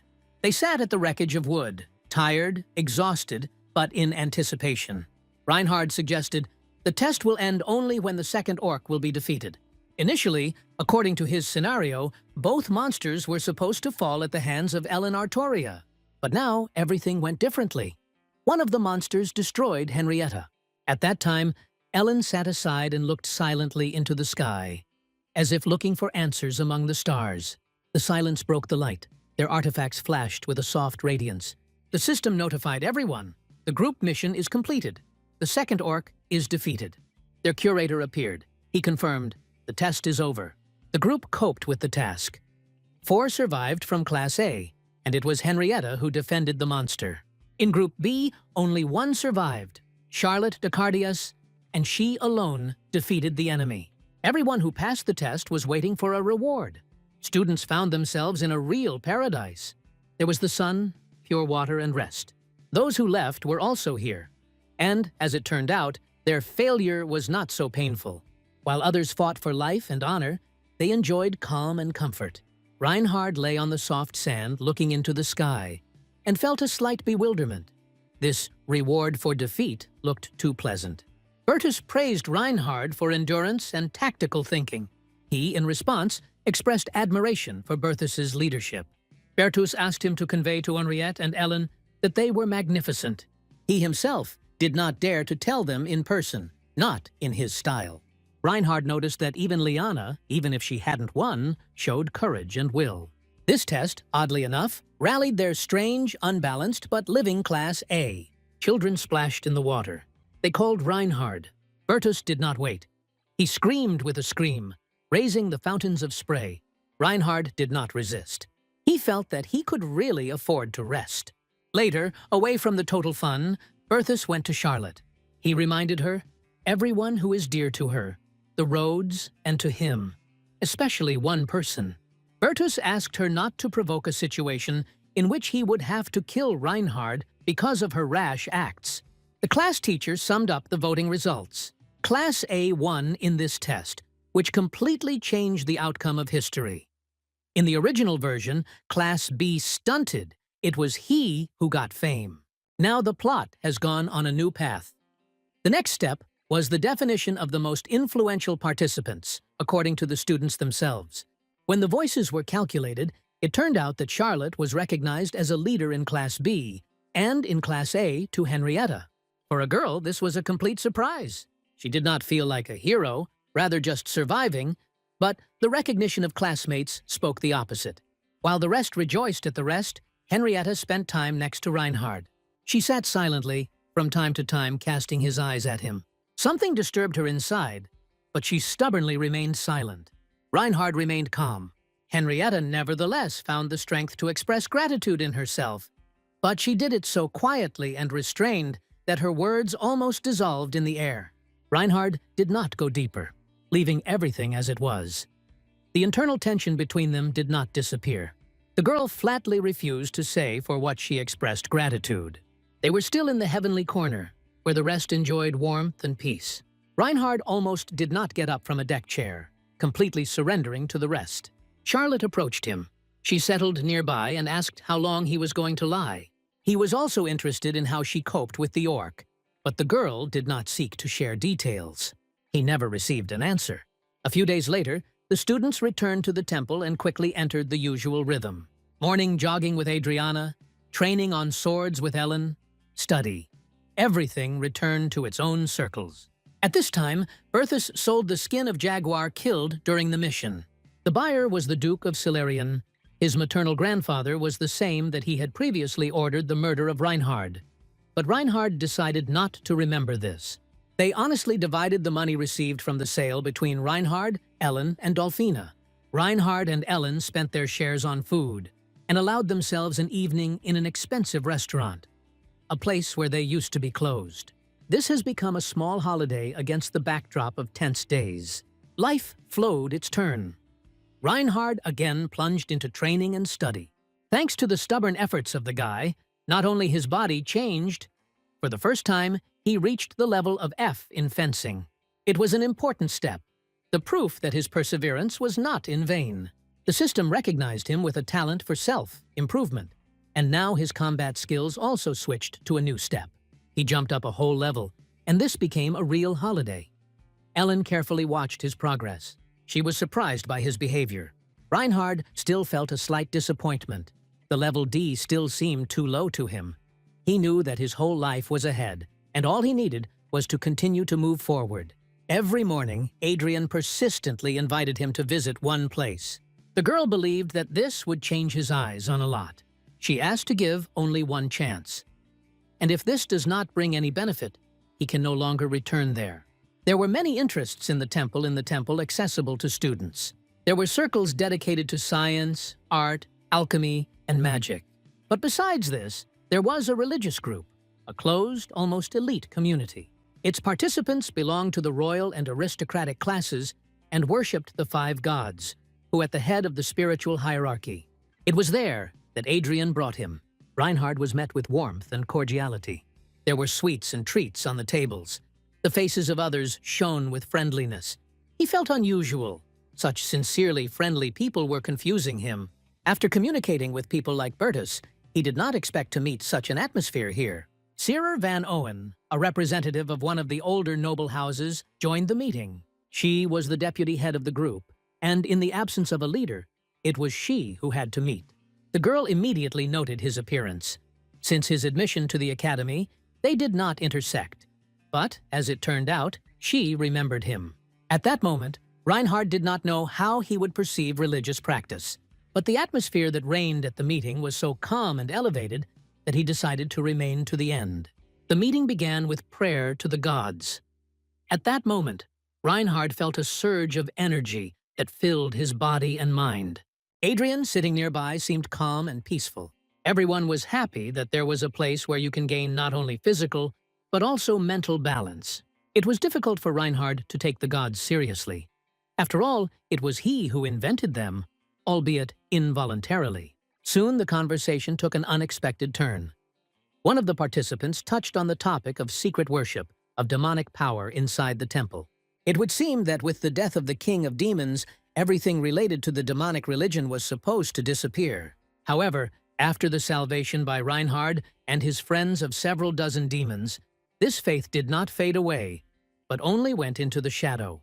Serera, the leading meeting, warned everyone from discussions of this topic in the walls of the temple.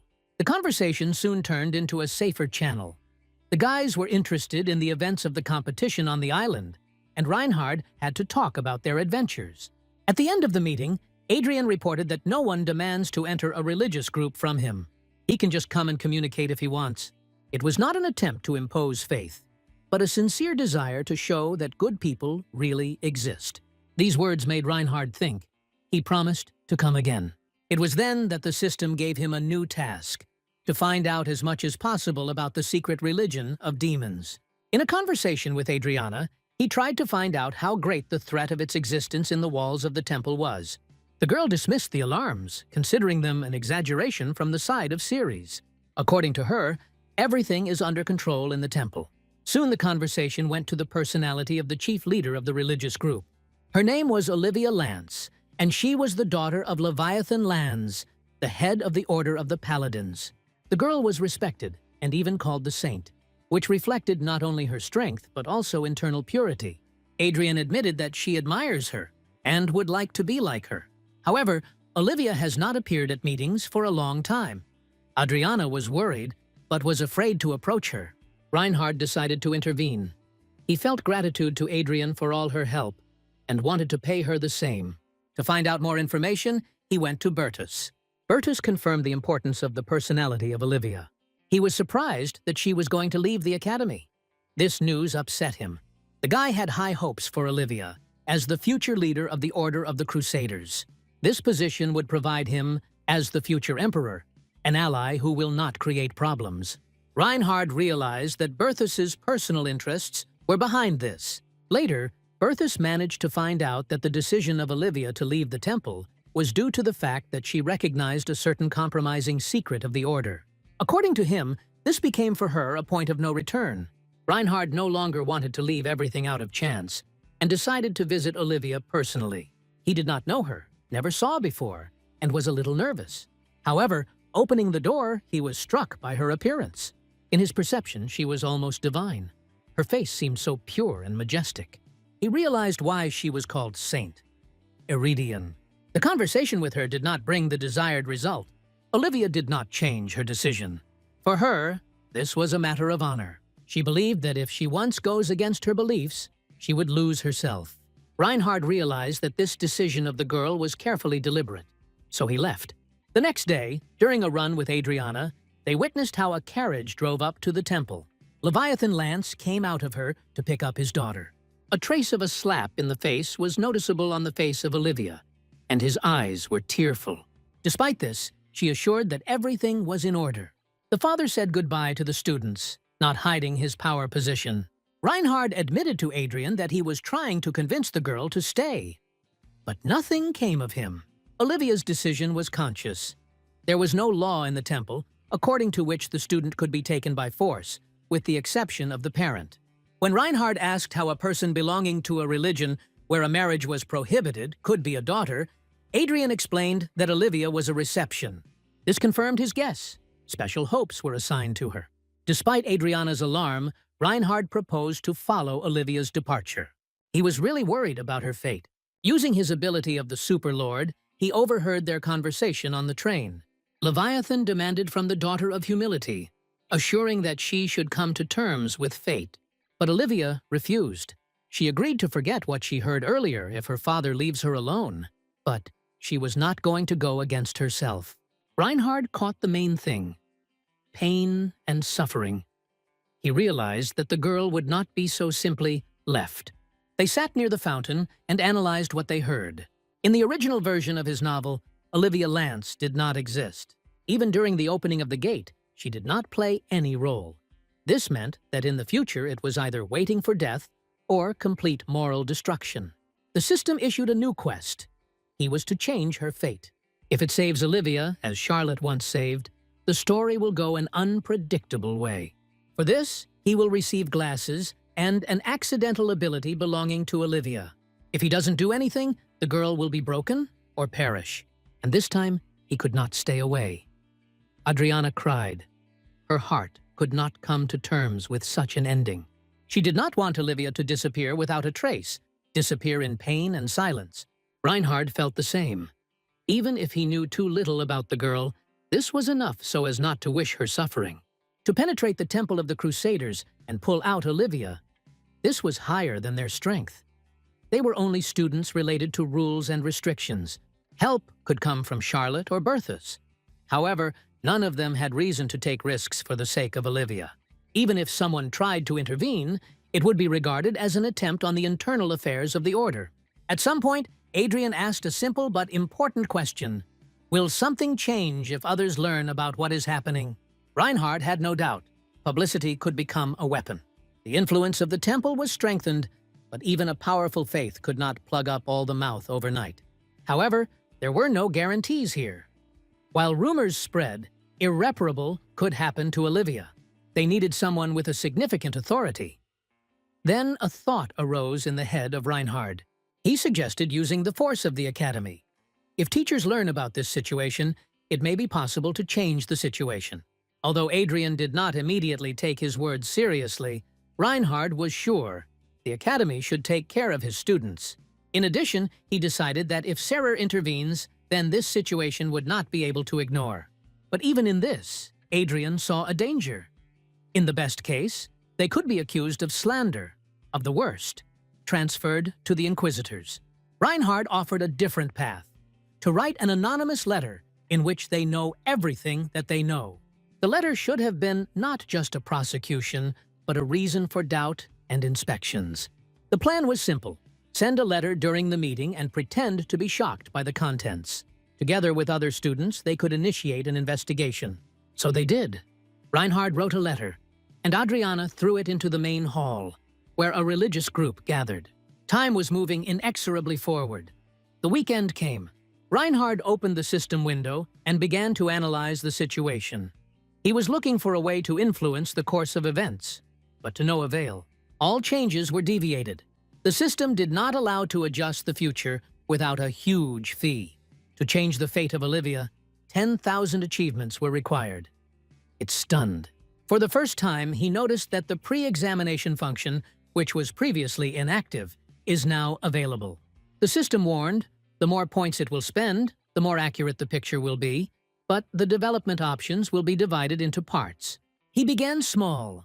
For 100 points, the young man received the first fragment of the development of events. The image was Olivia. She was in prison. Her nails were torn, clothes were in the blood, and the body was tormented by torture. Reinhard realized she was not just tortured, healed, and then crippled again. If this continues, the girl will break. Their current plan is doomed. For 200 points, he saw Sarah, who speaks with teachers. She mentioned that she did not have time to talk with Olivia. In the presence of her father, she did not dare to open up. The teachers were powerless, students did not achieve a result, and mentors could not help. Reinhard spent another 800 points. He needed a complete puzzle. He saw a meeting of the teaching council. One of the teachers expressed the alarm. She felt that Olivia was in trouble. Her colleague said that the temple could no longer intervene. The decision was made. The girl left the walls of the academy. The investigating authorities could not take actions. There was no evidence, and there was no legal basis for this. Everything happened too fast. One day was not enough for them to prevent what was happening. Reinhard finally realized, on the eve of Olivia, she wrote a statement about leaving the academy. From this moment, the temple lost the opportunity to intervene in its fate. Even if the suspicions are justified, formally, she is no longer a student. Gradually, the picture developed. Serera really saw with Olivia, but the girl could not say anything, either from fear or because of a magical impact. After that, they turned to the leadership of the temple, but could not present evidence. And when the temple tried to intervene on his own, it was too late. The investigation was stopped, and Olivia could not be saved.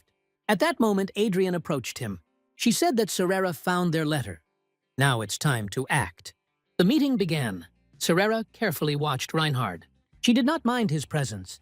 She knew that he sincerely worried about Olivia. Serera announced to the students that she received an anonymous letter. It said that Olivia was held by force and the Crusaders are tortured. Hearing this, the students were confused. It was difficult for them to believe in such a thing. The accusations seemed too monstrous to be true. Serera said that the next day she would personally go to visit the girl to make sure everything is fine with her. Reinhard realized everything develops as in the original plot. He recommended that the girl take with her a freshman named Evia, a gifted telepath that can read thoughts at a distance. This could make it possible to find out the truth, even if Olivia could not speak. Serera appreciated the idea, and the decision was made. The next day, Serera, along with Evia, ended up in the living rooms of the Crusaders' houses. Evia was clearly nervous, but Serera tried to maintain external calm. The meeting should have looked formal, as if it were just a concern of a mentor about a student. Soon the head of the Crusaders appeared, accompanied by a daughter. Olivia was sad and was silent all the time. Her father was outraged by a visit and said with neglect that he had every right to pick up her daughter when he wished. The dialogue did not work out. The atmosphere became more and more tense. Evia realized that it was necessary to act. She telepathically turned to Olivia, saying that she could communicate with her mentally. If the girl is really in danger and cannot speak, she should have given a signal. Olivia wound the strands of hair on the finger, which confirmed the words of Evia. Then she touched her shoulder. This indicated that she was tortured, and she needed help. Returning to the academy, Evia reported that Olivia was really holding against will. Serera decided to immediately convene a collection of teachers. The information was taken seriously. The guard was collected, and soon they headed to the house of the Crusaders. The operation was successful. The girl was released, but Reinhard no longer followed the details. He watched from afar without interfering. Berthus, as always, spoke without unnecessary emotions. But with a fraction of mockery, he noticed that it was Reinhard who managed to stir the entire system. Reinhard denied his involvement, but inside he felt. Berthus almost guessed. The insight of this guy was frightening. Berthus said that the situation is now working for him. Reinhard did not immediately understand what he had in mind. Then the prince added that the Order of the Crusaders, after this incident, would be dissolved. Berthus calmly, almost every day, told Reinhard that his actions would lead to the collapse of the Order of the Crusaders. Those of fanatics who do not accept the fall can rebel. And then a war will flare up in which the blood of more than one victim will spill. He noted with irony that, saving one girl, Reinhard managed to launch a mechanism that could destroy many lives. Reinhard turned pale.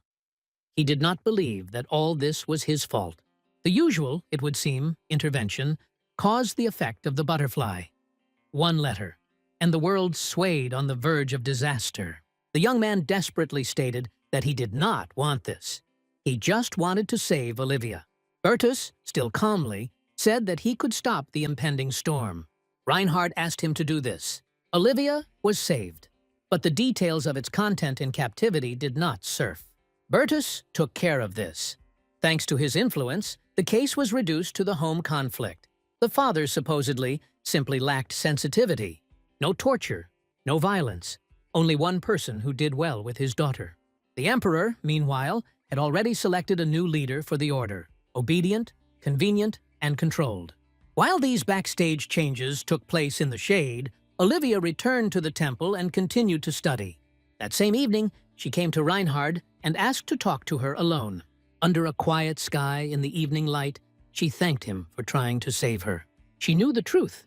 The letter was the hands of Reinhard and Adriana. There was no sense in denying no longer any sense. She looked into his eyes and reported that she was renouncing faith and refusing to be part of the cult of the gods. Reinhard carefully asked if she really thought about it. Olivia nodded. For her, the gods are empty figures. If they were at least a little not indifferent, they would have intervened for a long time. But they were silent while crimes were committed by their name. Reinhard was surprised to watch her. That tender, holy Olivia, which he knew, disappeared. In her place was another girl, cold and distant. She thanked him again, and then, with a slight smile, she said that now that she does not belong to any cult, she has the right to her personal life. And she directly asked if he had fallen in love with her. Reinhard blushed. He could not lie. He had never seen such beauty before. Olivia laughed. She kissed him on the cheek and added that perhaps one day, when he gets older, there will be something between them. These words caused a storm of emotions in it, and soon after that, he was awarded a reward. For the salvation of Olivia, and for changing the course of history, he got one of its abilities, the resistance of magic. Adrian could hardly believe in the guy's words. The idea that Olivia kissed Reinhard seemed ridiculous to her. That modest, pious girl, as she remembered her before, could not decide on such an act. But all the evidence spoke the opposite, and Reinhard had no reason to lie. Reinhard seemed to Olivia intentionally played his feelings. He believed that the girl simply manipulates them, taking advantage of attention and the situation. Adriana said that Olivia invited them for lunch, supposedly in gratitude. Reinhard did not want to go, but he had no choice. When they arrived at the restaurant, Olivia was already waiting for them. She was elegant and confident. Her behavior made the impression of a carefully rehearsed setting. Under the views of strangers, she took both hands and led them inside, ignoring all protests and discontent. At the table, Olivia again expressed gratitude for her salvation. Adriana emphasized that this would not have happened without the participation of Reinhard. When it came to his abilities, the guy reluctantly spoke about his gift of self-hypnosis, the ability to achieve a result only when he himself believes in it. This feature made a strong impression on Olivia. She expressed her admiration very unexpectedly. Olivia said that now they are obliged to get married, because Reinhard saved her life. Her intentions became clear when she said that she submitted documents to the magistracy and was not going to leave the academy until the end of his training. Reinhard realized everything got out of control. The scenario on which the story was going on was broken. Now everything happened differently, and this caused him anxiety. At the academy, Olivia increasingly showed attention to him. She was interested in his personal life, tried to understand if he had a girlfriend. Olivia was now constantly located somewhere nearby. She did not miss the opportunity to approach, touch his hair, kiss on the cheek, and did it defiantly, not hiding from eyings. This behavior caused a storm of gossip. The guys began to discuss Reinhard behind him, considering him a womanizer, not understanding how he attracts the girls so much. Soon, they began to contact him for advice. Canolin expressed sincere interest, hoping to find out what his secret is. He began to believe that Reinhard has some hidden techniques or special techniques that allow him to have girls. Kono tried to figure out what was the secret of the popularity of Reinhard among girls. It seemed to him incredible that someone could cause such attention to the opposite sex, doing nothing for this. Reinhard himself could not give an intelligible answer. Everything happened as by itself, without effort or intentional behavior on his part. Despite this, Kono did not retreat and practically begged to share at least some advice.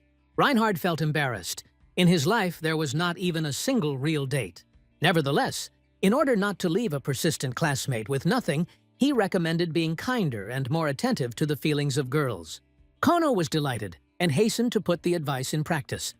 The first to whom he came to was Liana. He invited her to have lunch, but she refused, citing a physical education lesson. Then he decided not to give up and offered the same to every girl in the classroom. However, they all refused, and this completely upset him. Supered, he returned to Reinhard and began to doubt the effectiveness of the advice received. He did not know what to say in response. Then Kono suggested holding a demonstration. Let Reinhard himself show how he manages to have girls, and he will watch the process. Although the idea seemed to Reinhard absurd, he nevertheless agreed, hoping that the failure would only prove how an ordinary person he was. He deliberately approached Liana with the same proposal with which Kono had previously addressed. He was confident in refusal, especially given her frowning mood. However, to his surprise, the girl did not want to eat, but agreed to drink together.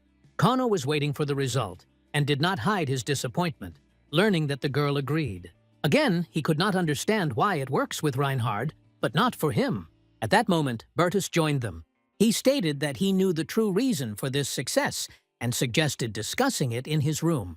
When they were left alone, Bertus warned the guy that he would tell the truth, which could be difficult to accept. Kono assured that he was ready to find out the secret method of a comrade and was ready to hear the truth. Then, Bertus directly said, "The whole point is that Reinhard is just more beautiful than the rest of the guys." This simple and harsh truth touched Kono very much. The next day, resentment, bewilderment, and the hidden envy that the guys in the class experienced only intensified. His behavior, Reinhard attracted the attention of the Royal Class magazine. Journalists tried to collect as much information as possible about him, asked the students, and recorded every little thing. Ellen expressed the opinion that she does not consider him especially beautiful. Henrietta, succumbing to emotions, called him terrible and accused him of mockery, but could not give specific examples. When she realized that her words were fixed, she was forced to admit that Reinhard helped her in the past, and was not so bad. When it came to appearance, Henrietta denied his attractiveness. Liana de Grant was more honest, recognized Reinhard beautiful. The opinions of other students were divided. Someone considered him crazy, someone was sharp, but sincere. Some spoke about him as a bully. Even the princess spoke with praise, describing Reinhard as a decent and reliable person. However, almost everyone mentioned a difficult nature. Journalists collected controversial material. Positive qualities alternated with dubious. However, following their tasks, they decided to present the hero in an ambiguous light. In their opinion, the pen was really stronger than the sword. Ellen later told Reinhard that information was collected about him. He did not understand why strangers were interested in his personal life. It was unpleasant for him that even Ellen could not say anything in his defense, despite everything that they survived together. This made him think about how others perceive him. In early June, the issue of the magazine was released under the heading of The Events of the Temple in Search of Truth. The article said that the origin of Reinhard is unknown. He appeared suddenly and began to quickly develop his abilities. Some spoke positively about him. Others were apprehension. One anonymous source directly called him a bully. Reinhard realized that journalists deliberately collected incriminating information, setting it in a bad light. Due to the mention of girls, he looked like a frivolous womanizer, and, thanks to other words, as an aggressive, a cocky type. He was angry, especially to Henrietta, thinking that she could give out some bad information about him. However, she denied her involvement and assured that she tried to help him. Reinhard, feeling that he had gone over to the stick and apologized for his behavior. Henrietta, although upset, did not want to delve into the conversation. She only hinted that she knew him, and she knows that he would not leave everything just like that. Reinhard understood. If he responds by force, this will only confirm the opinion of him as a hooligan. He admitted that the article has a grain of truth. Not in terms of flirting, as Henrietta thought, but in another, more deep aspect. The girl reminded him of rumors associated with older students. One article has changed a lot. She put his reputation under attack and ruined the relationship. Although he did not want to attach any importance to this, everything was in full swing inside. His demonic nature demanded reprisals, but his mind kept him from rash actions. Reinhard went to the editorial office of the student newspaper, intending to deal with the authors of the article that put it in a negative light. But, opening the door, he saw that Charlotte was already there. Her presence was not accidental. She foresaw that he would come and decided to get ahead of him to avoid conflict. Charlotte indicated the distortions made in the article. There was not a word in her that she herself said about Reinhard as a reliable man and a faithful friend. Instead, the material was filled with speculation and ridiculous statements. She accused the journalists of bias, that they ignored her words. The editors tried to justify themselves, saying that they only reflected the mood in society. Charlotte's attention was attracted by other prepared articles. Among them were materials that touched political topics and rumors about internal instability in the temple. Although much of what was written was only an assumption, the texts were guessed in the texts of the alarming grains of truth. She was outraged that such information could reach the general public, because the consequences could be destructive. At that moment, Reinhard received a system notification.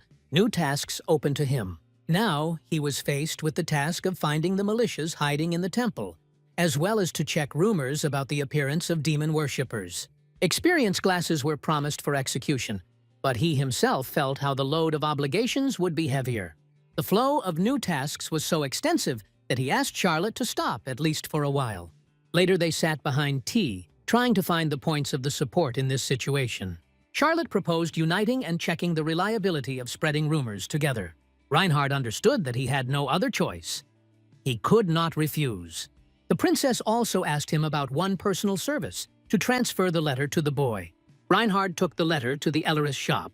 Before writing the answer, he read the message. In it, Charlotte recalled the events of the last exam on an uninhabited island. Reading her lines, He realized that he had to write an answer as soon as possible. However, he also realized one lie was already allowed, and another followed it. The web of deception was addictive. Reinhard felt the alarm. If the truth pops up, it can destroy everything that he built with such difficulty. His relationship, trust, influence in the temple, everything could crumble.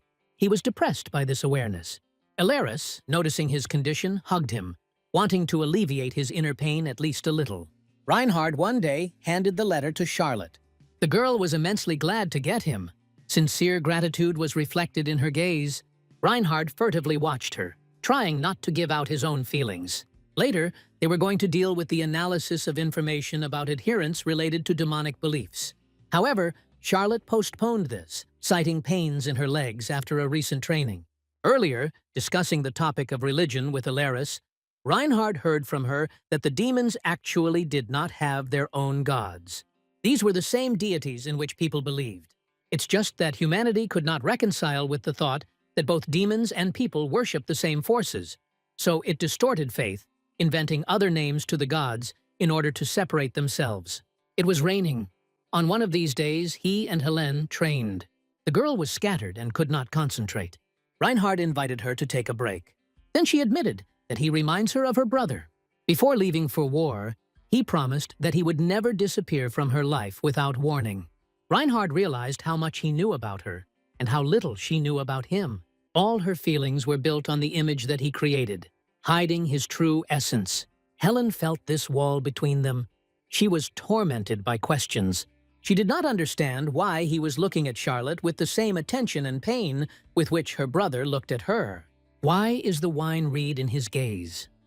What torments him from the inside? Reinhard could not answer her. Any truth would reveal his true story. The fact that he was a writer, transferred to this world as a punishment.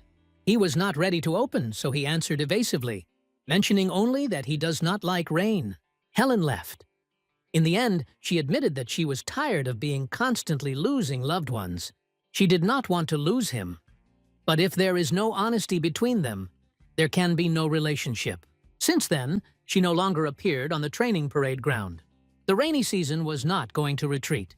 Helen still did not appear in training, and Reinhard, avoiding her, convinced himself that it was for the better. Deremination seemed to him the right choice. He hid too much. He could not say too much. On one of the training, he did not immediately notice that only he and the cliffman remained in the hall. Both silently honed the tricks, without exchanging words or glances. The silence hung between them a deaf, heavy wall, until he withstood and reminded Reinhard that you could still make peace with Helen. These words seemed to have a crack in self-deception. Reinhard tried to talk to the girl, but she did not even listen to him. In the corridor, Henrietta suddenly intercepted him. She gently suggested listening to him if he wants to share his experiences. Reinhard, out of habit, dismissed. It seemed to him that it was easier not to let anyone deeper than needed. Henrietta said that at the weekend, the bridge, on which they were going to walk with friends, was flooded. This made Reinhard startle. He remembered that his friends lived under that bridge. An alarming thoughts flashed through my head. What if they slept when the water began to arrive? He rushed into the street, ignoring the cold rain, and reached the place where the bridge was. Everything was flooded. A brown stream hid the usual outlines of shelters. In the hope of finding traces, he hurried to the nearest guard, who said that those who lost the night are usually heading to the market. In the market, Reinhard came across a man with a gloomy face. He warned the guy that there was a dangerous place here. Later, he noticed the emblem on the Reinhard umbrella, a symbol of the academy. In the eyes of a man, interest flashed, quickly replaced by aggression. He demanded money from the guy. Reinhard did not intend to obey. I hit the first, unexpectedly sharply and accurately. The man recoiled and fell, but soon rose, and Reinhard realized that he had made a mistake. Others appeared in the lane. He was trapped. He was seized and tied to a chair. Everything was taken from the young man. Money, a pendant from Alaris, which he always carried with him like a talisman. One of the attackers learned that Reinhard, a student of the academy, and mentioned Loyar, with whom this gang had unresolved accounts. They decided to use Reinhard as a bait. Inside, Reinhard only hoped that the ring hiding his essence would go unnoticed. Otherwise, the situation could become much worse. The disappearance of Reinhard agitated the entire academy. His absence in the classroom became too obvious to remain unnoticed.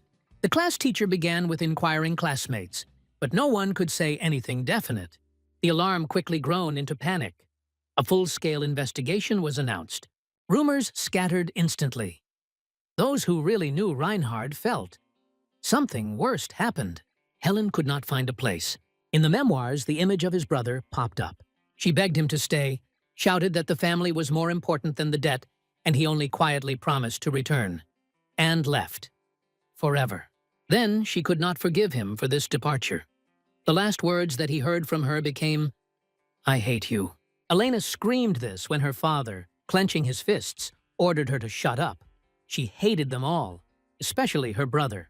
And now, standing at his grave, she realized that she had no right to such words. The wine corroded her from the inside. Now everything has been repeated. Only now Reinhard disappeared. Only now she realized how important he was for her. Helen saw Henrietta. She was sitting in the rain, wet, as if already giving up. She did not allow her to stay in this numbness. Helen said they should find him. Together. They returned to a flooded bridge, the last place where Reinhard could see. They knew that the Royal Guard had already combed this area. The search was organized by order of Charlotte and Berthus, but he did not give anything. As if the guy had evaporated. Not a body, not a trace, not a single clue. The guard, who was standing by the bridge, only repeated the same thing. The homeless could only go to the Venster market. Henrietta turned pale. Her brothers once strictly punished her not to go their too dangerous place, especially for girls. But Helen already understood what had happened. She believed that Reinhard went to look for those who lived under the bridge, and, most likely, I ran into a local mezzanine. A fight started. He did not retreat. It was in his spirit. And if everything went badly, they would have found a body from him for a long time. But he is not. It means he is alive. Somewhere. Henrietta agreed with Helen. They decided to check the lane at the market. The girls tried to understand why the city guard failed to find even a trace. Perhaps they were looking for too formally. Perhaps the wrong ones were interviewed. Those who really knew Reinhard would not speak with representatives of the authorities. They returned to the bridge again, from where it all started. The guards still did not see the homeless, but one of them mentioned that they no longer live in the market, but sell goods on the train. This has become a new clue. The girls went there. On the train, they found a man who really knew Reinhard. Hearing about the disappearance of the young man, he was alert and said that this should be urgently transferred to the main one. The man did not want to take them with him, but they insisted. He warned that the main woman is not easy, and you need to choose words. Loyar came out to meet them. Her cold gaze slipped over the girls with obvious bewilderment. Upon learning why they came, she ordered them to immediately return to the academy, promising to figure it out and find Reinhard. But Helen refused. Her determination caused Loyar irritation. The tension between them quickly grew into a collision. Loyar tried to hit, but Helen dodged. A fight began. The blows poured one by one, but Helen blocked each of them. Henrietta watched what was happening with fright, not believing that no one was interfering. The men only stepped aside, fearing the rage of Loyar. The woman was surprised to note that this girl really knew how to defend herself. Her blows did not reach the goal. Helen clearly had combat experience and acted for sure. She did not answer with an attack, but restrained the onslaught. For Loyar, this was an alarming signal, such as Helen could pose a threat in the future. Such did not obey. Such destroyed the balance. She decided to eliminate the potential problem immediately, without waiting for the consequences. In front of her stood not just a stubborn schoolgirl, but a possible enemy who was able to once intervene in the affairs of the world, where demons and people balanced on the verge. Loyar seriously intended to kill Ellen, considering this the best way to get rid of the threat. She darted on the attack without restraining her strength. Ellen felt a mortal danger, and for the first time in her life realized that she was not a person in front of her. Having gathered all the internal forces, she repelled the attack. This was a surprise to Loyar. Particular surprise caused how Ellen managed to call the sword again. associated with the soul. As soon as the weapon fell into the hands of Lawyer, it disappeared and again turned out to be Ellen, as if it had not recognized another mistress. At this moment, Lawyer realized that he was dealing with an unusual opponent.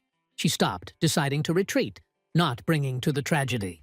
By announcing that such a girl would be only a burden, she told everyone to disperse. Ellen, having survived a storm of emotions, sat on the bench. She could not understand who this woman was, where she got such a power. Henrietta came up, trying to cheer her friend, noting that she was with dignity. But Ellen was too shocked. She asked Henrietta to return to the academy. She herself remained to sit alone, under the weight of thoughts. Meanwhile, Loyar came to Alaris, saying that Reinhard had disappeared and, apparently, the Guild of Thieves abducted him. They decided to go in searches together. Alaris applied a spell that led them to one of the hidden doors. Along the way, she noticed the wound at Loyar and asked her origin. She did not hide that she had a fight with a classmate Reinhard, and she was not so simple. Alaris reported Lawyer for recklessness. They both agreed that they should not talk about the incident of the Sarkagar, otherwise he would require a brutal reprisal. In the corridors of the academy, Henrietta collided with Bertus. He asked if she walked in search of Reinhard. A contented smile played on his face. Henrietta no longer had illusions about his character. Once she tried to make friends with him, but now she clearly felt cold and calculating the external politeness. He assured her that everything was fine with Reinhard, and he would return soon. Loyar entered the building, ready to deal with those who dared to hold Reinhard. But, to her surprise, the guy calmly sat in the center of the room, not looking either scared or captured. No one kept him by force. Reinhard explained that after the guild capture of the thieves, their leader, noting that he was a student of a prestigious school, returned all his things to him and released him. Instead of leaving, Reinhard himself asked to get rid of a school ticket with a tracking function so that he would not be found ahead of time. Then he was discovered by a guard subordinate to Bertus. He informed them that he was here of his own free will, fulfills the task, and asked to pass on to the prince so that he would not intervene and would not spread about his location. After that, with similar words, he met guards sent by Charlotte. Now he was officially in the Guild of Thieves and was going to take the post of commander-in-chief in it. However, he intended to transfer the powers to be transferred to Lawyer, so that on his behalf the organization led. Loyar refused to take such responsibility. After the discussions, they had to abandon the idea of managing the guild, and they left it. Later, Reinhard had to listen to notations from Loyar and Alaris. Both were concerned about his disappearance. The guy apologized to them, realizing that he made them worry. Returning to the academy, he gave official testimonies about what had happened. The woman who accepted the information did not ask unnecessary questions, only wished him to be careful. It rained outside. Reinhard went to Helen. The girl, wounded after a skirmish with Loyar, looked tired but resistant. He went to her, intending to reveal his secret, but did not have time. Helen hugged him, preventing him from saying a word. It was only important for her that he was alive and nearby. Reinhard, for the first time, really felt the heat of her touch. He was increasingly thinking about the people who were worried about him. Bypassing those who showed participation, he realized that there was another door to which he did not knock. The guy came up and knocked. A voice was heard from behind the door. The girl asked him to leave. Reinhard was sure that Henrietta was crying again. He pretended to leave, but as soon as he turned away, the door opened. The girl stopped him.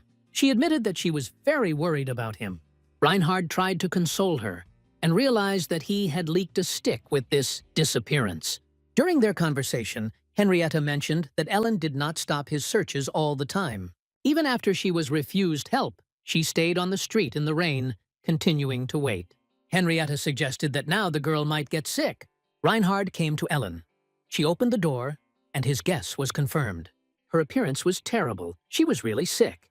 He brought the porridge and fed it himself. Ellen admitted that her secrets were not important to her.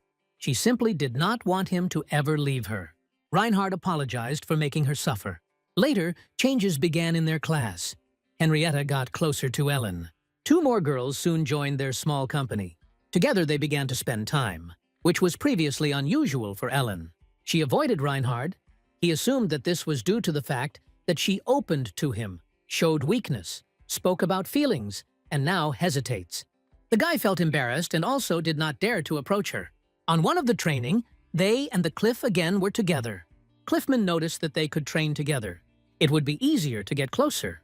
Reinhard realized that their conversation began to resemble a conversation with a girl who shares the news about the opponent. This made him think about returning Helen again. Meanwhile, Ellen went to Loyar with a request to train her battle. Loyar first refused Ellen, considering her request unreasonable. She remembered Reinhard's warning, not to touch this girl. However, Ellen was persistent. She noted that Loyar has a technique that none of their classmates own. Loyar, not wanting to get involved, advised the girl to train with peers, but she did not retreat. Under the pressure of Ellen's perseverance, Loyar agreed to one training. At this time, Reinhard continued classes with Cliffman. However, by evening, he felt bad. In the corridor, he ran into Ellen, returning from training. Its appearance was heavy. The clothes were torn. There are many abrasions and bruises on the body. Reinhard stopped her and asked what happened. The girl admitted that she turned to Loyar, and she agreed to train her. She asked if he was against it.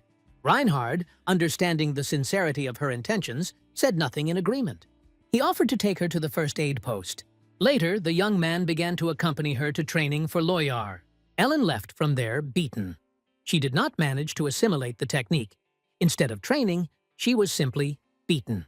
Even close, Loyar already looked at the girl with sympathy and secretly angry at their mistress for excessive cruelty. After training, Ellen ate simple food with the poor. Later, Reinhard attributed her to her back to the academy. This did not go unnoticed. Rumors began to walk. The time of summer holidays came up.